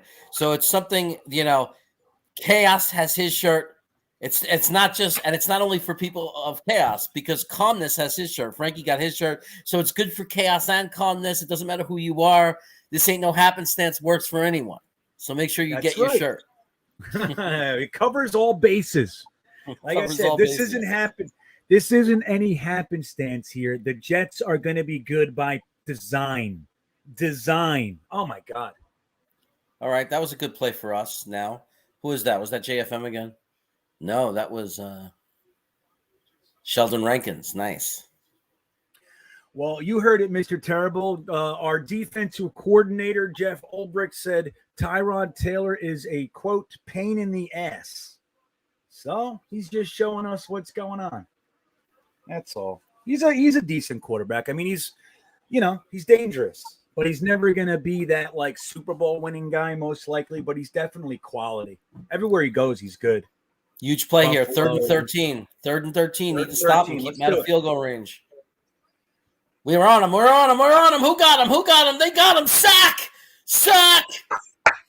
Who did it? That's the number 95. That's Williams. Quinnen Williams with a big time sack. See, and this is what I like about this kid. Timely. He doesn't just get padded stats. He comes up big when you need him to come up big. And that's significantly more important than the guys like Jamal Adams, who gets 5 sacks in 2 games versus the Redskins and the Giants when they sucked. Like, that's Jamal Adams. He does it when it doesn't matter. Quinnen Williams does it when it's important and it matters. That stopped points. That took points off the board. Right, everybody's going to start calling him Quincy's brother soon. If you don't step it the hell up and continue this. Hey, you remember what happened? You know how your phone caught the text before? Yeah. So I didn't tell you this, but I was at work and I was telling some dude about Curtis Martin. We were talking about Curtis Martin, and when I got to my car and plugged my phone into the Bluetooth of the car, it was playing music. And the song was a rap song called Curtis Martin. Really? So somehow my phone thought I was requesting that it play a rap song called Curtis Martin. And I think it's about Curtis Martin. It's like the chorus was like, Curtis Martin. It's crazy. So dude, look that up. I will. Did you see Quinnen Williams' crane kick after the sack? Yeah. Dude, if you do that right, no Ken defense. That's how Mr. Miyagi said it. If do right, no Ken defense. No Ken defense. Williams, dude, did you see that was another shirt grab? Once he got you, that guy, Quinnen, he's got super strong hands and arms, man. When he gets you, you can't get away. And that's great. I love Quinnen Williams. I love him. Yeah. That's exciting. Let me see. Exciting. All right, hold on. I was inviting Joe the Comic on, but he didn't. I don't think he's going to do it. Joe the Comic. Everybody knows he's one of the best New Jersey-based comedians out there, man. And he's doing shows all over New Jersey. Joe Conti is his name. If you're looking for good comedy up there in the Northeast, check him out, Joe Conti. We used to run in a gang called the Bag of Nuts together back in the day. We made adult films in L.A. Comedy porn, if you can believe that. That's what we did. And Joe Conti and myself flew out to L.A. and made comedy porno. It's called Reality Sucks, if anybody's interested. You can see it. It's all over the internet. But, yeah. NG. So, there he is, Joe the Comic. The Honeymooners Podcast. He also runs the Honeymooners Podcast. That's Joe the Comic, everybody. And, again, if you're looking for a good Comedian to go see. Joe Conti's never going to disappoint. Yeah, Derek, that is Yankee Doodle. Did I tell you guys already yet? That was my character. And wait, who were you, Joe? You were Chef Voyardee. That's who he was. Chef Voyardee, and I was Yankee Doodle. I got to get some pictures of that and put them. I love that. I love that more and more people are talking about Hutchison, because that's my guy for the draft, and people are starting to talk. Everyone's starting to wake up. It's like that's who we want in this draft, man. We want Hutchison. He's going to be a beast. He's going to be. It's going to be something special. He is the kind of guy too, as is Karlaftis. Take a look at Karlaftis. He's there. He might end up being the better pro. They're very similar. But they, speaking of Hutchinson, he's very much the type of player that Joe Douglas and Saleh kind of preach, that high caliber character guy, incredible motor, work ethic, never stop, like relentless. That's the kind of guys that they want. And that's what he is. So Aiden Hutchinson would be a fantastic get.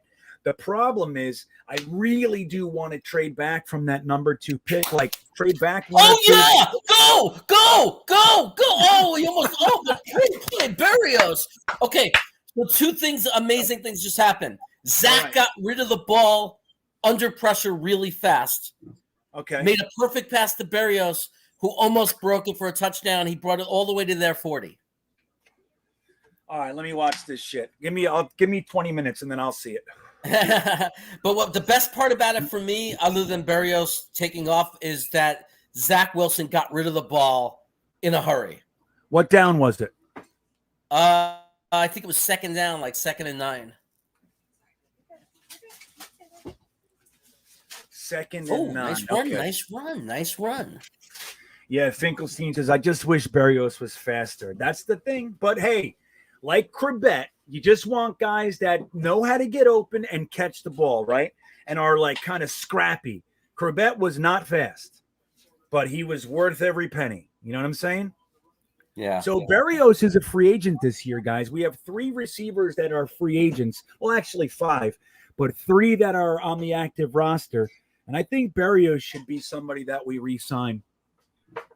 Yeah, that was good. Okay, I saw what you're saying. Look at Berrios. Look at him. He's so slow, but he's trying so hard. He's just digging. Another first down. 2 running plays. plays. I was a little bit taller. I wish I was a baller. Right? Isn't that something? Hey, we dominated this quarter. The third quarter is the Jets quarter, man. Yeah, totally.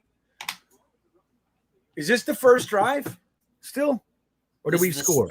No, we scored. So this is the second drive. We scored, stopped them, and now we're on a nice drive.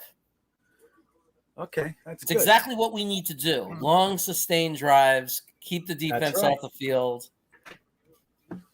That's right, Rags. I agree. Like, look, again, I think the problem a lot of us had with Berrios is that he was, for a couple of weeks, he was our number 1 targeted receiver. You don't want that. That's what you don't want. But Berrios, I don't think, dude, you can't take away what he is. He is a damn good football player. He's a damn good football player. Very good hands. Will do any job that you want him to do. And he's effective. That's what you want. This quarter, 129 yards for the Jets, 19 for Houston. Thank you. I appreciate that. I really want a touchdown this drive. I don't want 3 points where we're up by a touchdown. I want to go up by 2 scores. Yeah, me too. Can I have a Splenda packet, please? And just like a spoon.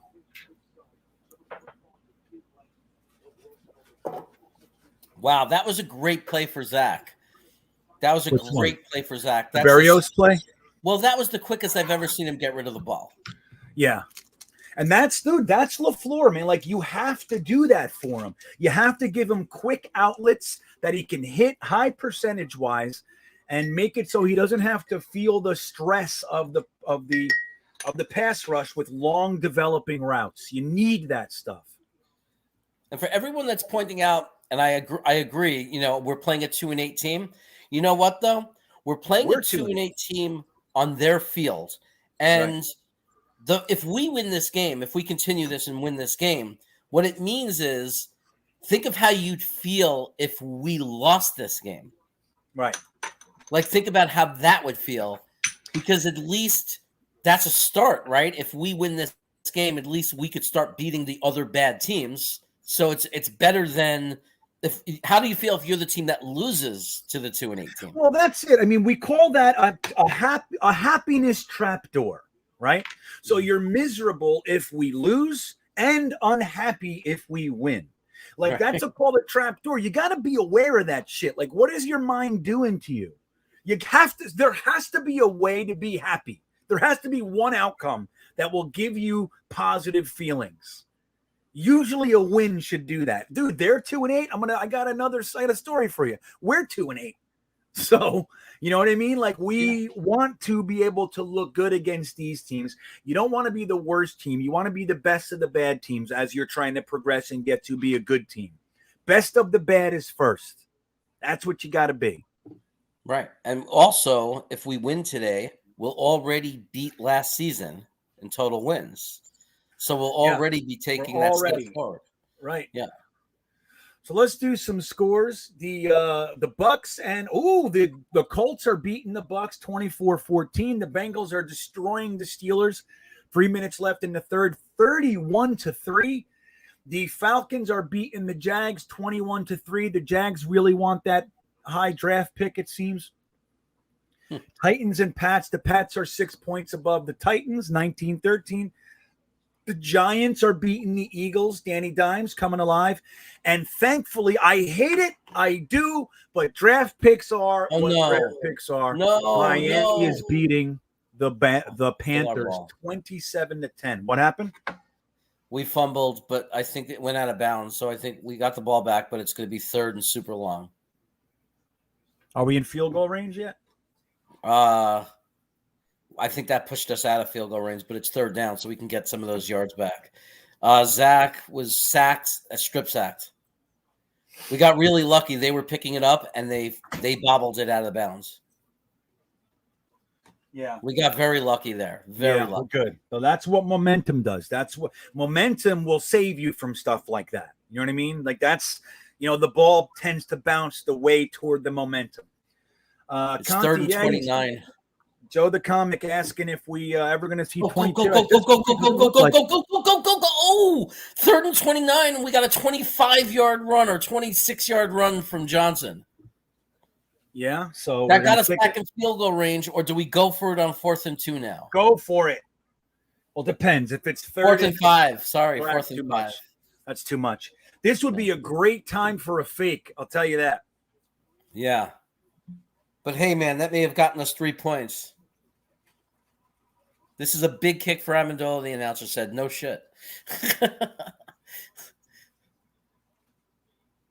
This is a very big kick for him. You got to go for the field goal. 4th and 5 is too much. Yeah. Although I'm not against a nice fake. He missed it. Oh, did he? Come on. We need a kicker, man. Wait, he's down on the ground. Are they going to call something? No flag. Dude, what the fuck, man? Go. Dude, that's really a problem. Again, I told everybody all week we should have gotten a kicker this week. I don't want to hear it, man. I don't want to hear it anymore. I have a big problem with this kicker thing with Joe Douglas. Yeah. It's a major issue for me. I'm happy with it. That was, after that big play, we needed those points. I mean, we needed that. Yeah, that's just not okay. That is a momentum swinger. And now watch. If they come back and drive because of the momentum swing, you'll see this game's totally different. Yeah, he's just outright missing it. I mean, he's just pulling it to the side. I mean, give me a break. Yeah. Now we know why he was available to begin with. Yeah, dude, it's a 42-yard field goal, dude. Like, you have to make those. I'm very disappointed. Yeah, he almost got to be gone. No, I didn't. No, I didn't, Rags. I never said Amendola solved the kicker issue.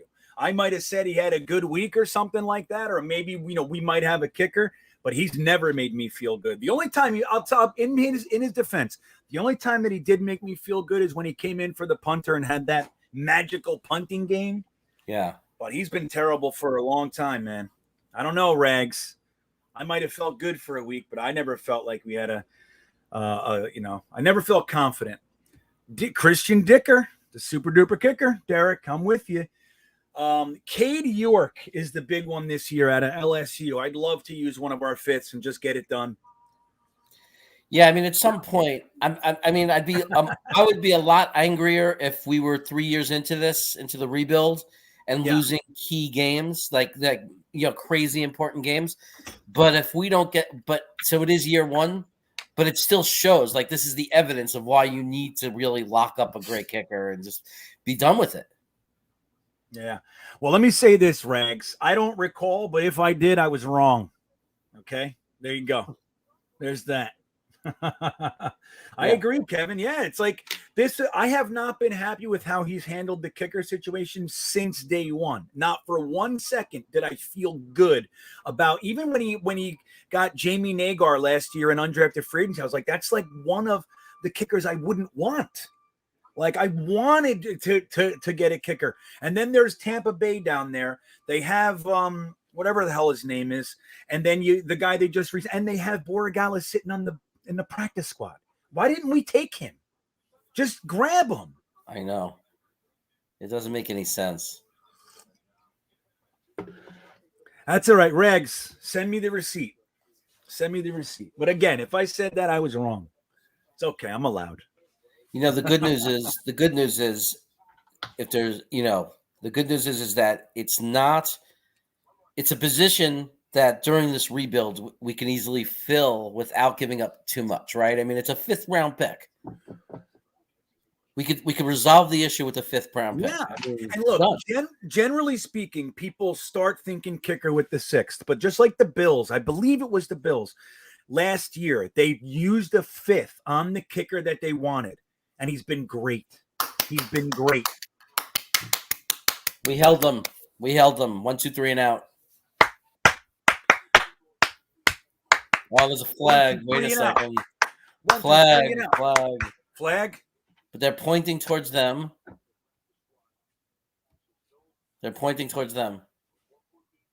Let's just decline it and get the ball.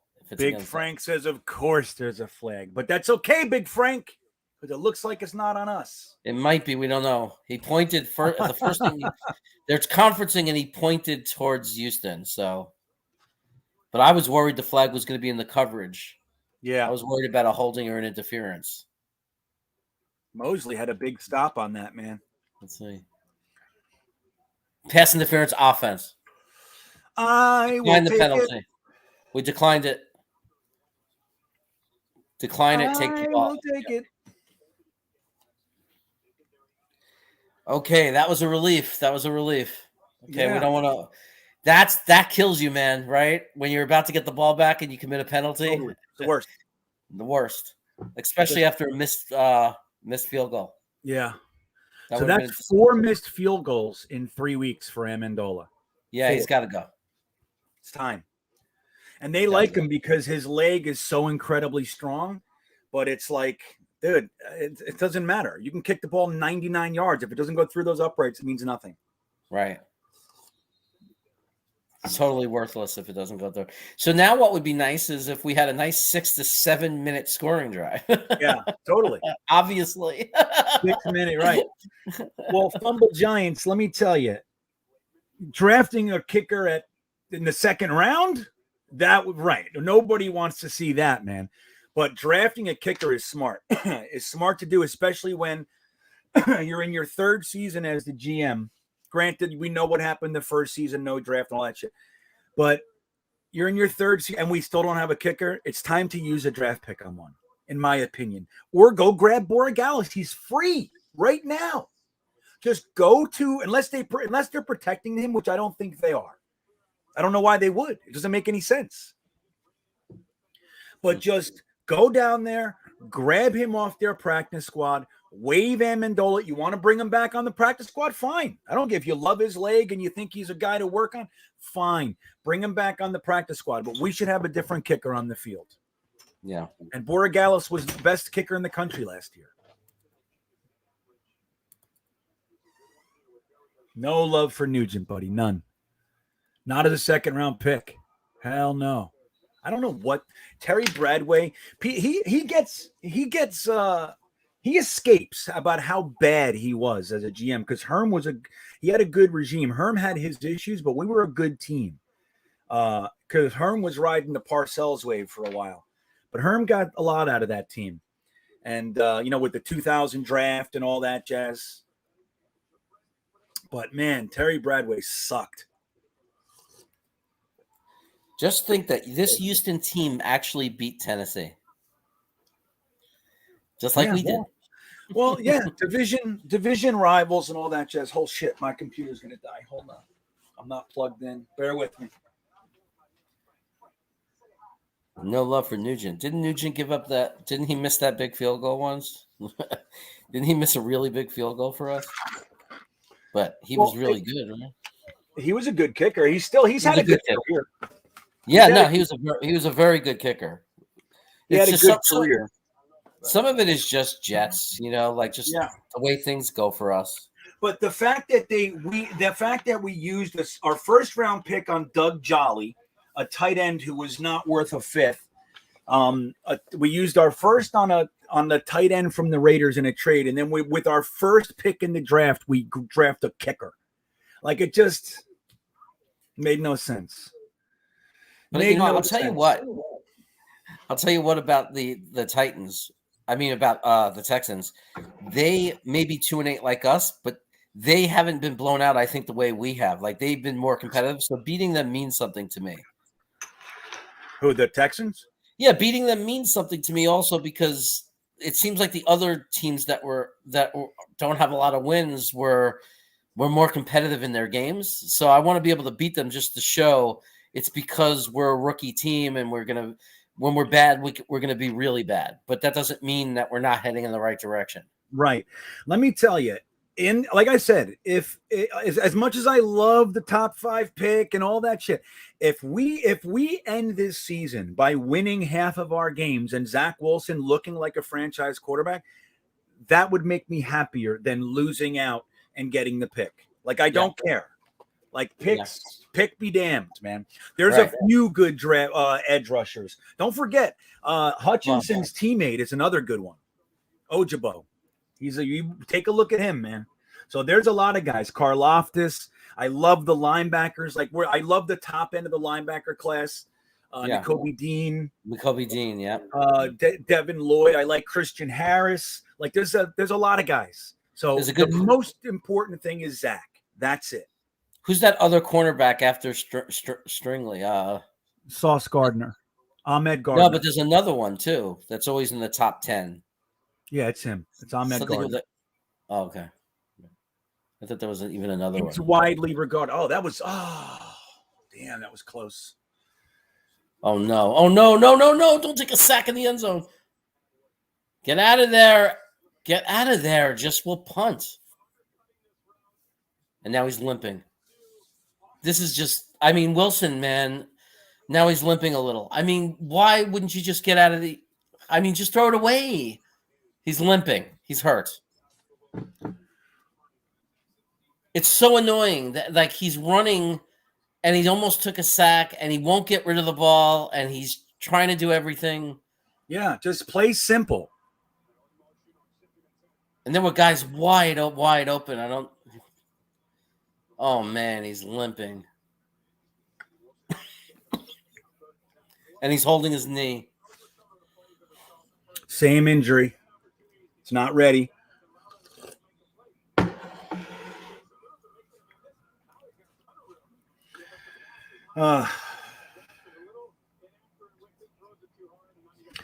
What's up, Ain? No, it's been a rough game. Zach Wilson settled down last drive of the first half and has looked decent in the second half, but now he's starting to look crumbly again. So we're winning, but it's a fragile winning. I don't know how hurt he is, man. I don't think we're gonna see him back. Yeah, why didn't he throw that away, dude? Like, I don't know what that is. Mike White is not here. Mike White and Flacco are both on the COVID protocol. Josh Johnson is our backup today. Yeah, he's limping hard. That's just, but like, why not throw it away, dude? Like,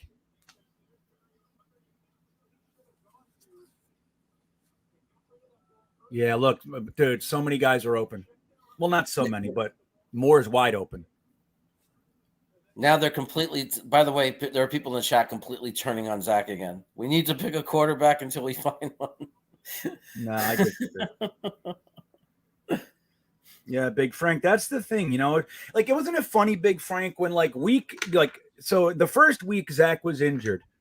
Mike White comes in and plays well, and they fabricate this quarterback controversy. Like, Zach's hurt, right? And then every week people are saying, oh, the Jets are holding him back because they're afraid. It's all stupid. The kid's hurt. And then we may have even rushed him back now because here we go. Nobody hit him there. That was non-contact. That shows that it was not 100%. So, you know, it's like people are nuts, man. Like, let the guy be healthy. That's it. But I will say that he has shown he has settled down and he has looked good. Up until that right there, he has looked good. So I'm happy with that. Flacco's not here, Ralph Mouth. Flacco's not here. Mike White's not here. So it's Josh Johnson, who played fine. He played well. So we're fortunate enough to have three backups that are capable of that could come into a game and still keep us in the game. Zach's up and walking, so at least they're not thinking it's something worse than the injury. It's not like, oh, now he has a more serious injury, because they would not let him be walking if they thought it was any risk to the ACL or the, you know. They might keep him out now, though. Yeah. You know, if he keeps running around on it, if it's sprained or whatever, you know. Is that me, or was that a crappy punt? That was a crappy punt. Oh, yeah. Man. This is what we call a momentum shift. And that's why that field goal was so important. You know what I mean? That's why it was so important, because when a momentum shifts, you have to, when you have the momentum, you have to make good, because it's going to swing the other way and you're not going to be able to stop anything. You see, now everything seems to be bouncing their way, right? They missed the field goal. Zach can't do anything. The play calling is kind of iffy. He can't see the open guys. He gets hurt. He takes a sack. Now a bad punt. You see how it goes? I'll tell you what, the defense is playing well. But that's like a thing that we need to like mention. The defense is playing well. No, I don't think Carter 2 is in, you know, by the way. No, dude, he's been in. Morstead wasn't not better than Man. There's no way. Did you see Man's last couple weeks? He was booming them. It's because he has one bad punt, man. Doesn't mean anything. Man is a very, very solid punter. Yeah, that was just a bad play. I mean, bad play. Yeah. Oh, fumble. No, he's got the ball back. He's running with it. Tackled behind the line of scrimmage. 3rd and 10, maybe 3rd and 11. Defense is looking good. Defense is doing their job. Yeah. They really are. They're coming up big right now. If they hold them here, we got to be really happy with the defense if they hold them here, about what they're doing for us. I don't care if it's a 2-8 team. It doesn't matter. Right. We should be happy that we can stop a 2-8 team. That's right. Remember when everybody was complaining that because we looked like we were going to win, like it would, you know, it's like, oh, we suck still. Now look.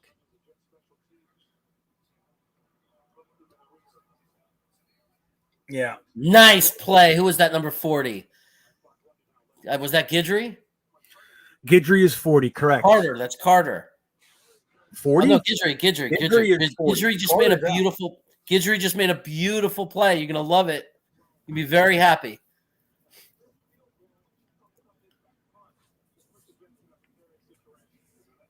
How we should address the O-line? We are addressing the O-line. We used 2 first-round picks on the O-line. One of them is still hurt. And AVT looks like a stud. We have a new guy replacing GVR, who's been significantly better, but is still only in his second game with the team. Moses probably is at He the missed end the of his field career. goal. Did Yes. they? There you go. Yes. Good. There you go. Comeuppance. Good. That's We got the I'm momentum grateful. back. We got the momentum back. I'm grateful. There you go. I'm grateful. Hey, That's Brad. not- Hey, Brad is giving you a hard time. He's saying your boy Guidry. My boy. Yeah, no, he's right. Yeah, that's okay. Yeah, did you see him against the Bills? Anybody remember that? I love our selective shit that we do. See, I want to share something with you guys. I watch everything. I watch every game 2, 3, 4 times. I look at specific positions. I watch this shit. I know what I'm looking at. You know, I don't watch one play and then go to the one guy who was critical and say, you're a fucking asshole. I don't do that stuff. So you got to remember. And like I said, I'm a Jets fan. I don't give a shit if everybody was named Todd Packer. If that's who was out there doing well, I'm a big Todd Packer fan. I just say it like I see it. You know, Guidry was burned for touchdowns just 2 weeks ago. And now he made a good play. Good. I'm happy he made a good play. But let me ask you a question now that may have changed for you since the beginning of the year. So right now at this moment, you pick one player that could be on your team, Wesco or Guidry. Who would you take? Wesco all day. Really? Yeah, Still. 100%. Yeah. Why wouldn't I? Dude, don't forget, Wesco, dude, they changed positions, dude. They put him at a completely different position that's that he's true. never played before. Did you see? Look, there were 2 plays that I saw on running plays. He made key blocks. So, like, when he's good, you don't hear about it. Right. You know, people look at the one drop and they go, oh, Wesco sucks. Like, I'm disappointed overall with Wesco, but they've been moving the guy all over the place. He's playing H-back. He's playing tight end. He's playing fullback. They're moving him all over the place. Plus, they have him split out wide. Like, what are they doing? I do not like our usage of the tight ends in this offense so far. And LaFleur's trying to get creative. Like I said, I'm off of beating LaFleur up right now because he's done enough for me to say, okay, this guy has the capabilities of doing things that are going to work in this league. Does that mean I like everything? There I go. Does that mean I like everything that he's done? Absolutely not. Like, even just like people are saying in the chat right now, I don't like the play calls backed up against our end zone. I don't like it. I don't like that we did that. We should have gotten ourselves out of there and given us room. But why didn't we keep running the ball? The running game's been working. That's where you need to run the ball. Right. And that to me is like with a guy like LaFleur, it just seems to me like he's going to have to learn that stuff. He's still not a guy that we, are, going to be able to trust in every situation. He's going to do that stuff. It's his first time doing it.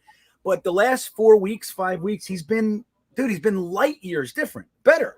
So, and he hasn't exactly had a solid, like, stable situation. Different running backs, different quarterbacks, receivers hurt every week, all that stuff. And he's done a good job. So I'm off of beating him up. I think he's done enough this year to show me that, hey, we might have something with this guy. You know what I mean? Yeah. Hey, I'm sorry, Brad. I didn't mean to make it that you were starting controversy. I was just no. I was just trying to get GreenBean going. That's all. I was just pushing his buttons with your comment.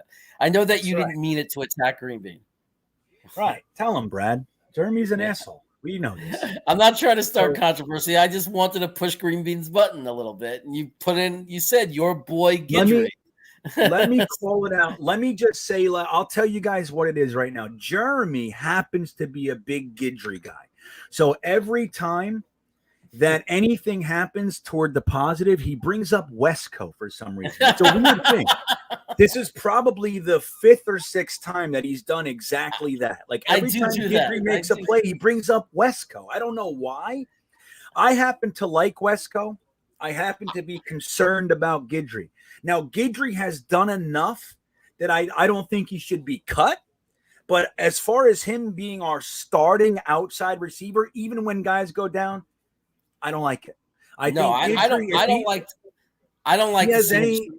right. But listen, if he has any potential, it's at a backup nickel. That's where I see slot corner.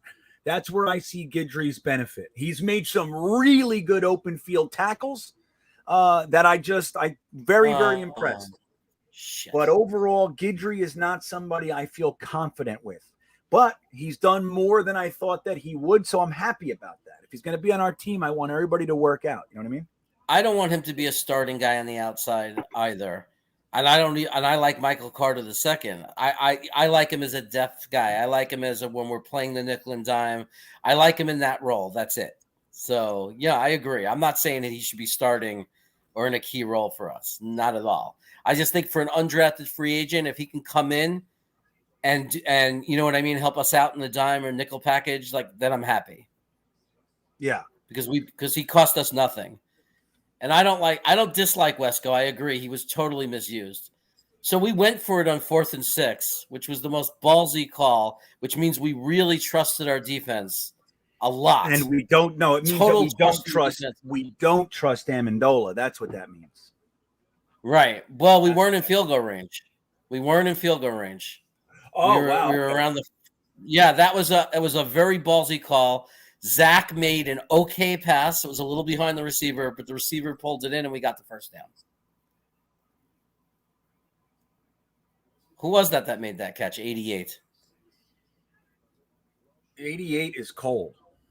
That was Cole. Well, he threw it to the right guy, right? If you're not going to make a great pass, throw it to Cole because he makes the big catches. Yeah.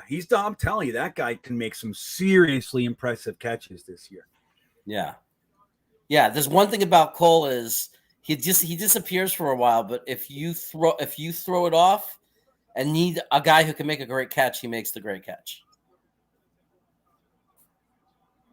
Hey, I don't hate Wesco as much as Frankie does. I don't think he hates him, but he really goes after him a lot. Yeah.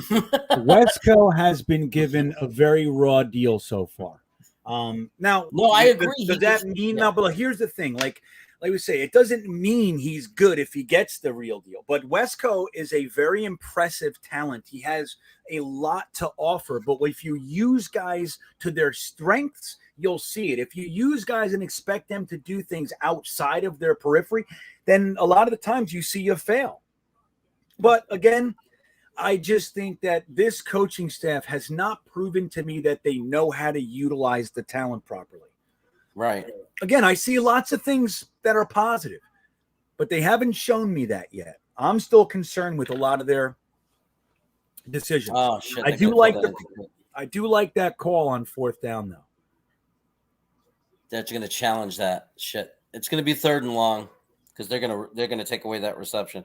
We were gonna have 3rd and 2, but it looks like it's gonna be like 3rd and 9 or something. There's no way that didn't hit the ground. That's an incomplete pass. Yeah, and I agree. That was really great effort on the Coleman run earlier. Yeah, that was impressive. He took a really big hit too, and didn't go down, and got another 2 yards after that. So that's impressive. So we have this really big. If we don't get the 3rd down conversion here, we are in a very big situation where a field goal is so important because if you miss it, you give them good field position. Yeah, you get it, you go up by 7 with only under 5 minutes to go, and we have a kicker that we can't trust, and that sucks. You know, Frank. Yeah, totally. I agree. And dude, man, Amendola's on a streak of missed kicks. Yeah. So Big Frank points out that Wilson had Cole wide open for a touchdown and chose to throw it short. But yeah, I mean, confidence, right? Like overthinking it. So you got this guy who's in a situation where he's being told that he's pushing it. You know what I mean? So it's like that's going to be, we're going to have to give this guy time to filter through those things and make the right calls. But I hear you, Big Frank. I'm with you. Most of the time, I'm just saying Wilson, just throw it, just take the yards that they're giving you. But then that'll backfire when you have a big play wide open.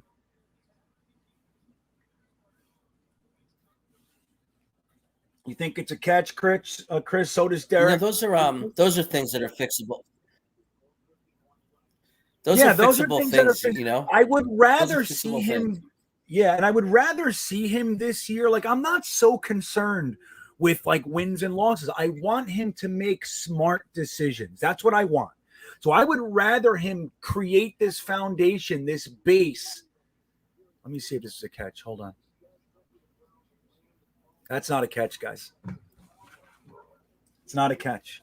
The only way they would call that a catch is if they say both feet came down and then the guy knocked the ball loose. No. He doesn't have control of it ever. He's pressing it against his body, and the ground moves the ball. It's incomplete. Yeah. If they call it a catch, I'm happy, but my vantage point is incomplete. Yeah, I mean, that was my call right away. And it was kind of obvious even before the replay. What did they call it? Did they call it a catch? They called it a completion. Okay, well then that helps. That helps. If there's not enough to firmly say that it wasn't a catch, no, he doesn't have it, man. I don't know. I think they're gonna incomplete pass. Is that what they said? Yep. Yeah, it was the right move. Yeah.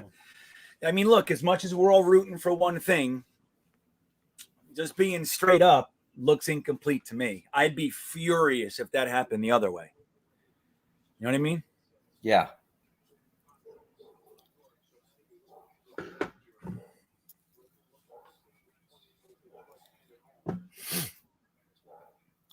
So it's a big 3rd and 8, man, because we don't have a kicker. So this is a big 3rd and 8. I mean, and that now you feel it's not only the missed kicks. It's like in moments like this where there's so much more pressure because you don't have a kicker. Yeah, totally. Yeah. Like, but that's just it. Like, again, it's 3rd and 8. You know how many yards we need? 8. That's it. Just get the 8 yards. You don't need 27. You don't need that. Yeah, we just need Zach to be able to complete an 8-yard pass right now, right? We called a timeout. I guess that was a good call to call a timeout. There's a lot of confusion. Yeah, calm it down. Calm it down. Just sit together, talk, and go, hey, this is what we feel. Right? Hey, you good? It's good to see Wilson is in the game and walking fine. He doesn't seem to be. That's good news, by the way. We didn't talk about that he came back in. They're showing Amendola warming up, and it just gives me no confidence. It's just like, no, Big Frank, you guys got to if there's any they're focused on the catch, there's running around. Call the timeout, man. Call the timeout.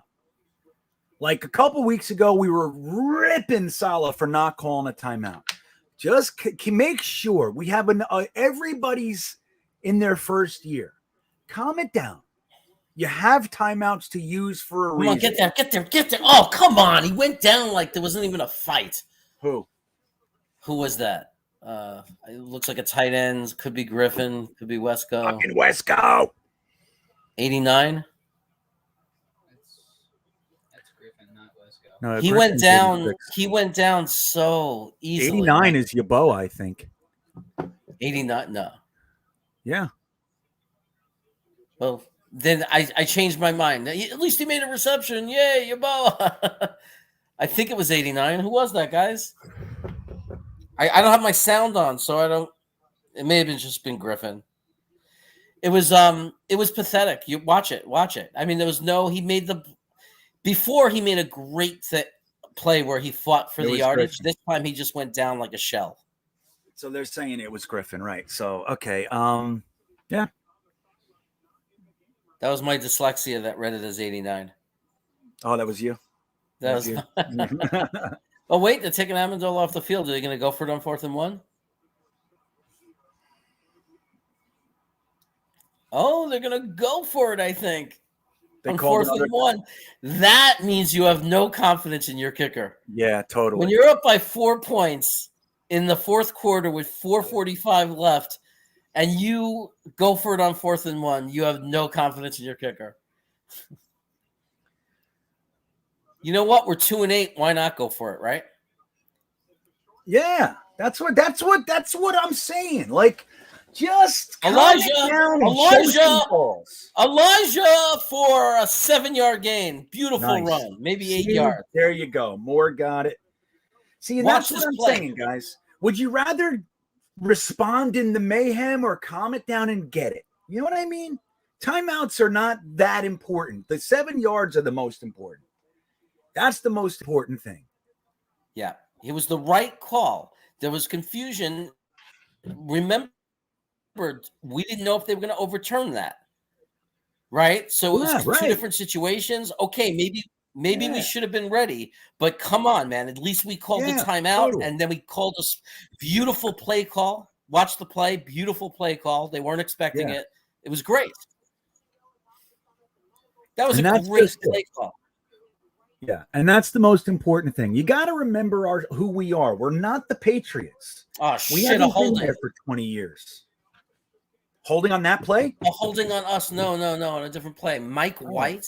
Okay, relax. Who's Mike White? Fuck Mike White. He's not even here today. Wait a second. Why did it say Mike White? AVT for holding. Huh?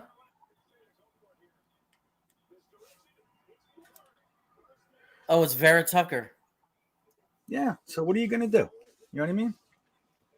He's a rookie. I know, Finkelstein, I don't disagree, but again, we have to remember who we are, what is really going on. We have a rookie quarterback who hasn't played in 4 weeks. We have a first-time head coach who's coaching first-time offensive coordinator. Matt Cavanaugh isn't even here. Like, it's err on the side of caution. Err on the side of caution. Just get it.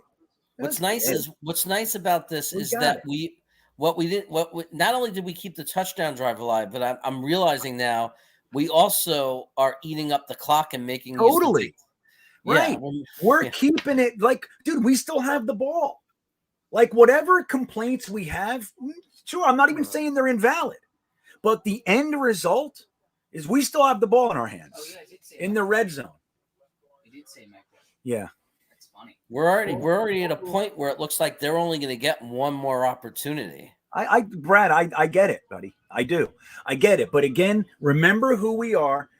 At the end of it, if we get it, everything that we use, do the ends justify the means? Everything we did to get there means, and we got it, it's all moot.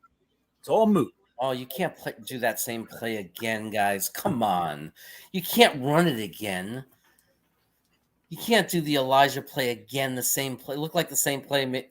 Come on. Come on, man. That's rookie stuff.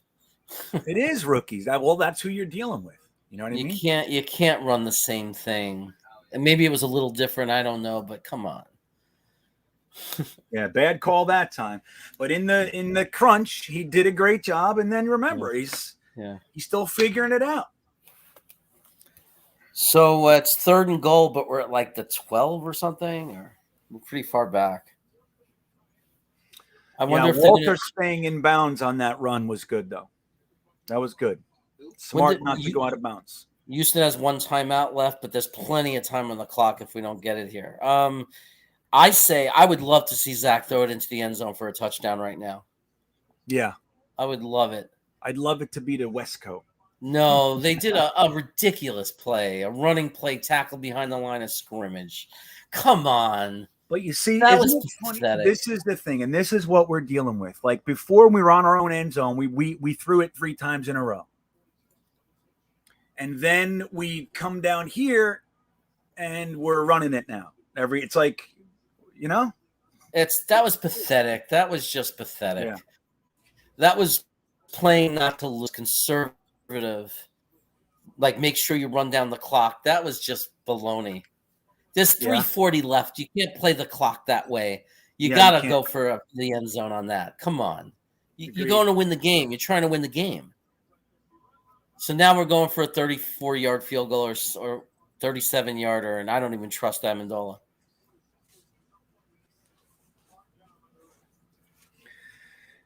Yeah. He made it. He made it. He made the kick.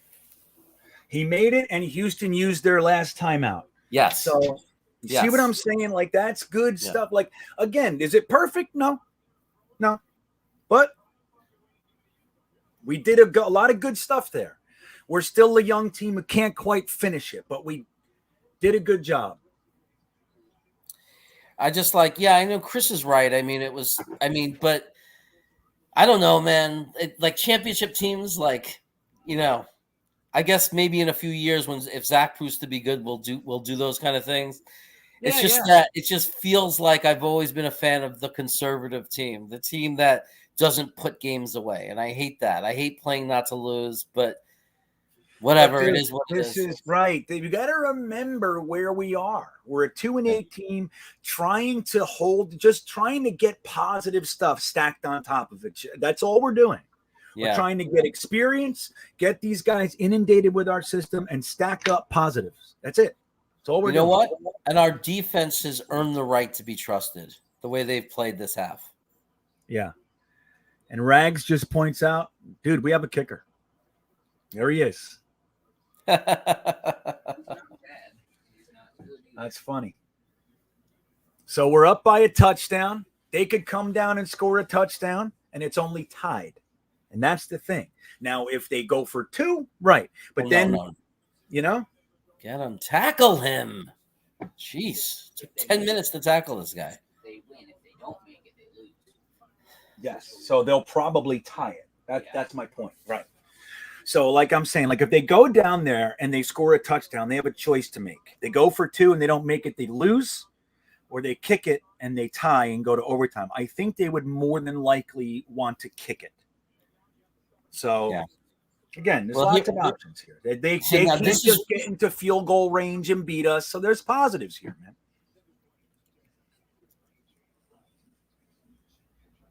They fooled the cameraman again, so I couldn't even see the play. But they got about 6 yards on their first play.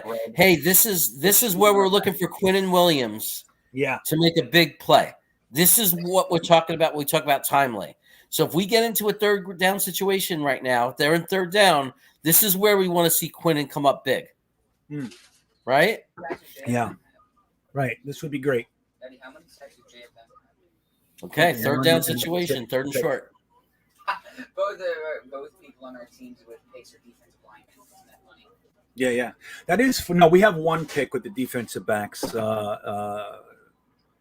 Niesman got a pick a couple weeks ago. Third and 1, GreenBean, huge play. Ashton Davis, too.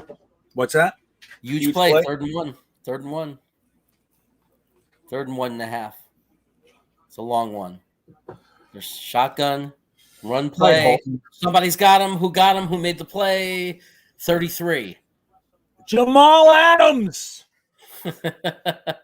I think that's the guy. Is that Wilson? And Williams. And Williams penetrated. Quinnen Williams stepped up and penetrated in a big moment. 4th and 2, they're going for it. They're going for it. It's in the 38 with 2:21 left, but they have no timeouts. This is big. Here's the game, Big Frank. They have to go for it because they have no timeouts, which is if we stop them here. It's still not game. There's so much time left. If we stop them here, it's not even. We're not going. Incomplete. Here we go. Well done. That deserves something. 30.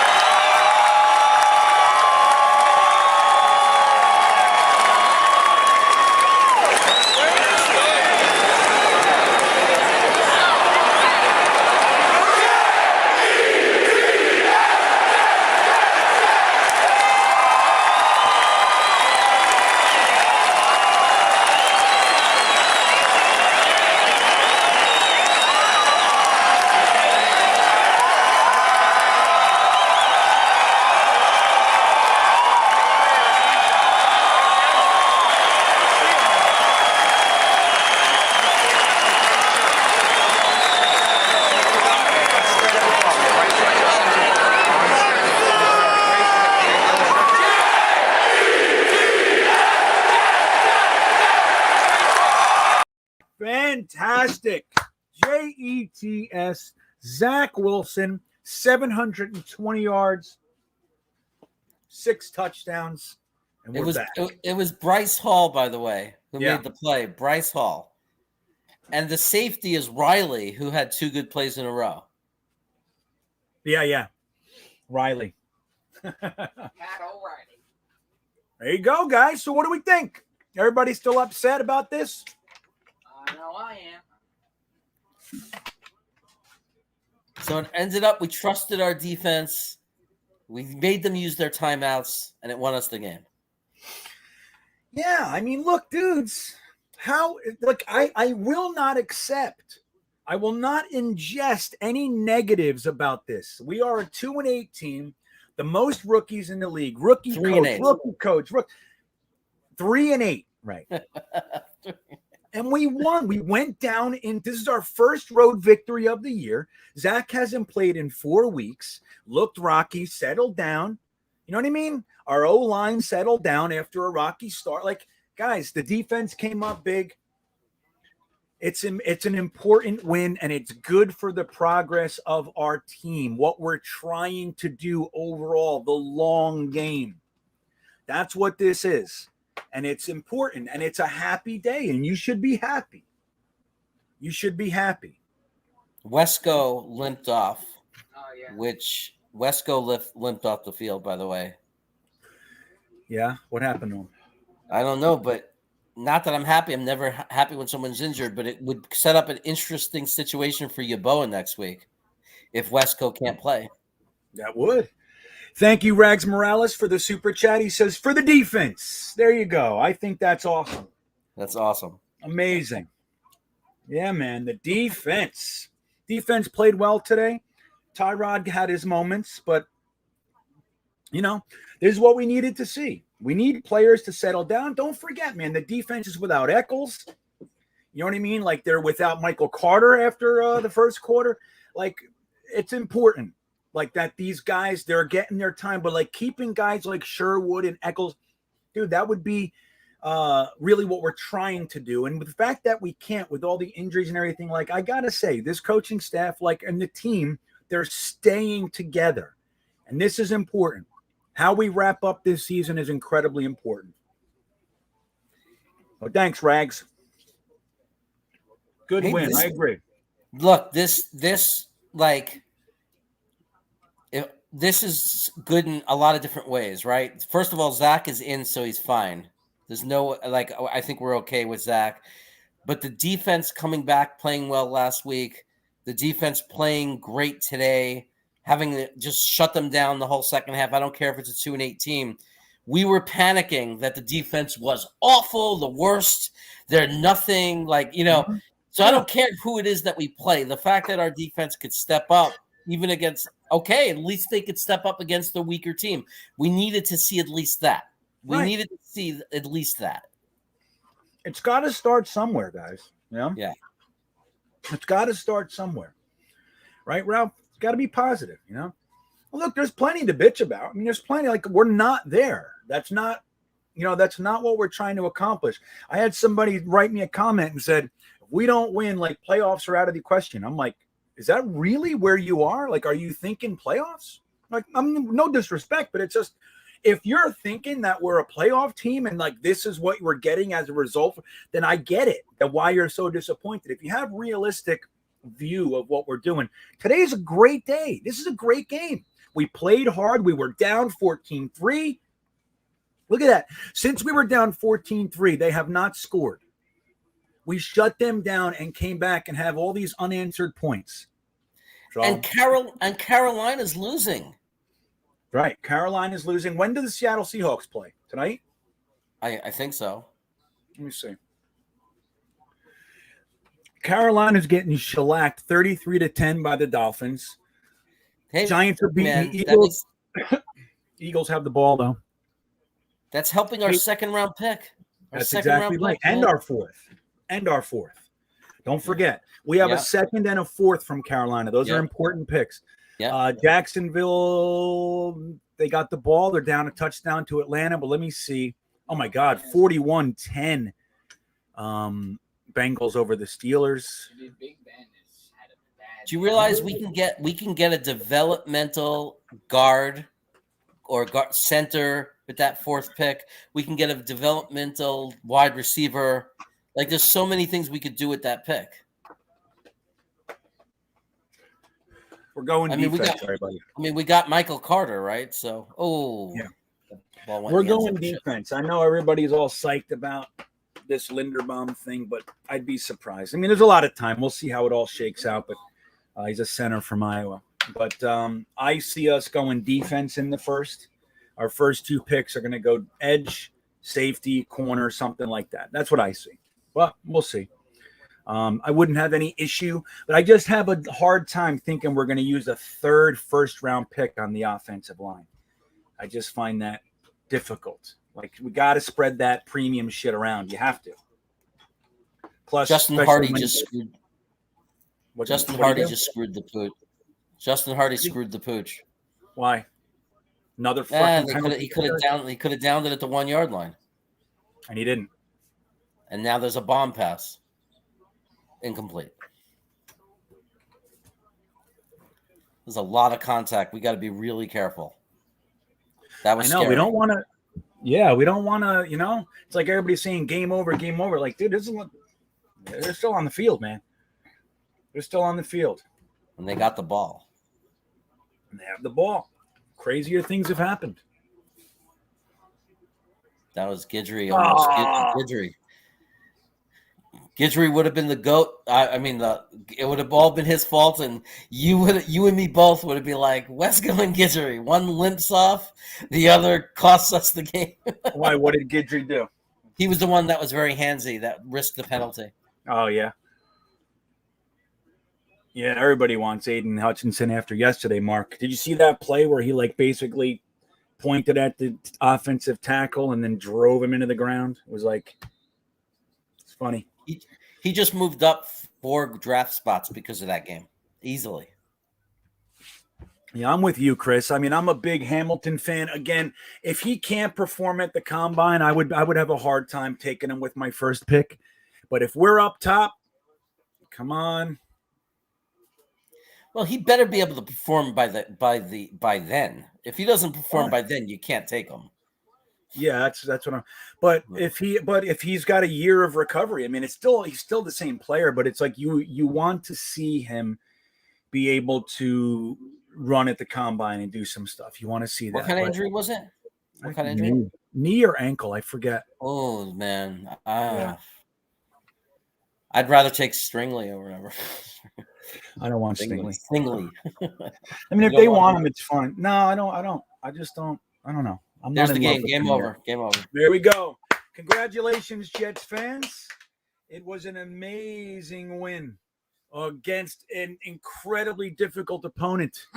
Right at our level. We are the better of the 2 teams. This is our first road victory of the year, and we should be happy about it. If you're not, that's on you, not us. You got to be happy about the way the defense played. Our offense wasn't that bad. They could have been better, but they weren't bad. We dominated the second half, complete dominance. Yeah. 100% dominated the second half. That's right. That's a good point, Billy. So last year at this time, we were 0-11, my friends. So everybody likes to compare and, and do the things that they do, and they're feeling woe is me. But the truth is that we've already won 3 more games than where we were at this point last year. And just on the level here, we already have eclipsed last year's win total with a coach who was in his 6th year as an NFL head coach. So we are on our way, my friends. Now, it might take a minute, okay? But I see us winning at least 1 or 2 more this year. Let's get us to 5 wins on the season, 5-6 wins, and I'd be very, very happy with our progress. And guys, it's all about these young guys. That's it. Feel good. Allow yourself to feel good. This was the team in front of us. It would be terrible if we lost, and we didn't. So there you go. I'm happy too, Aunt Gina. Great win. Great win, John Post. Great win. That's right. Think of the humiliation if we would have lost. It's so great that we won. Yeah, it's important, man. This is the stuff. It's good for this young team. Zach came back, and he won. He led us to his 2nd victory as a starting quarterback in the NFL after not playing for 4 weeks. So be happy. Damn it. And we were competitive last week. So that's 2 games in a row where we were competitive. We lost 1, we won 1. That's right. I agree. And then look, Ralph Malf has a great point. Let's go make history and beat the Eagles for the first time in our history next week. They're, let's see, did they catch the Giants? Looks up, they lost to the Giants 13-7 today. So they're going to be licking their wounds, and we go down there and punch. Well, they're coming here, right? They're coming to our house, I think, and we could punch them right in the chops. Anybody going to the game, be loud and proud. And like he said, we'll make some history. It's a good point, Ralph. Phil Adams says 300% improvement on this team last year. I could not agree more. John Holton says, I still say 5 wins tops, as I said in the offseason. I stand by it, but feels good to get a W. Yeah, 5 would be good. 5 would be good. All the adversity and everything that we were going on. So if 5 happens, that means we won 3 of our last 7 games, and that would be good.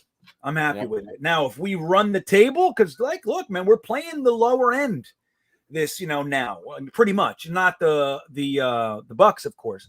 But imagine we run the table. Come on. And we make the play. That'd be fun. But I wouldn't expect that. Well, that's a good big block, Joe. We need to see Hags to lose. So important. And they're playing the Washington football team. So if they're going to bounce back, this is the week. I hope the rest of their schedule is they have a lot of opportunity to turn their season around, man, and make us lose out on that top 10 pick thing. They have teams like the Jags, the Texans, obviously the Washington football team tonight. So it's going to be rough.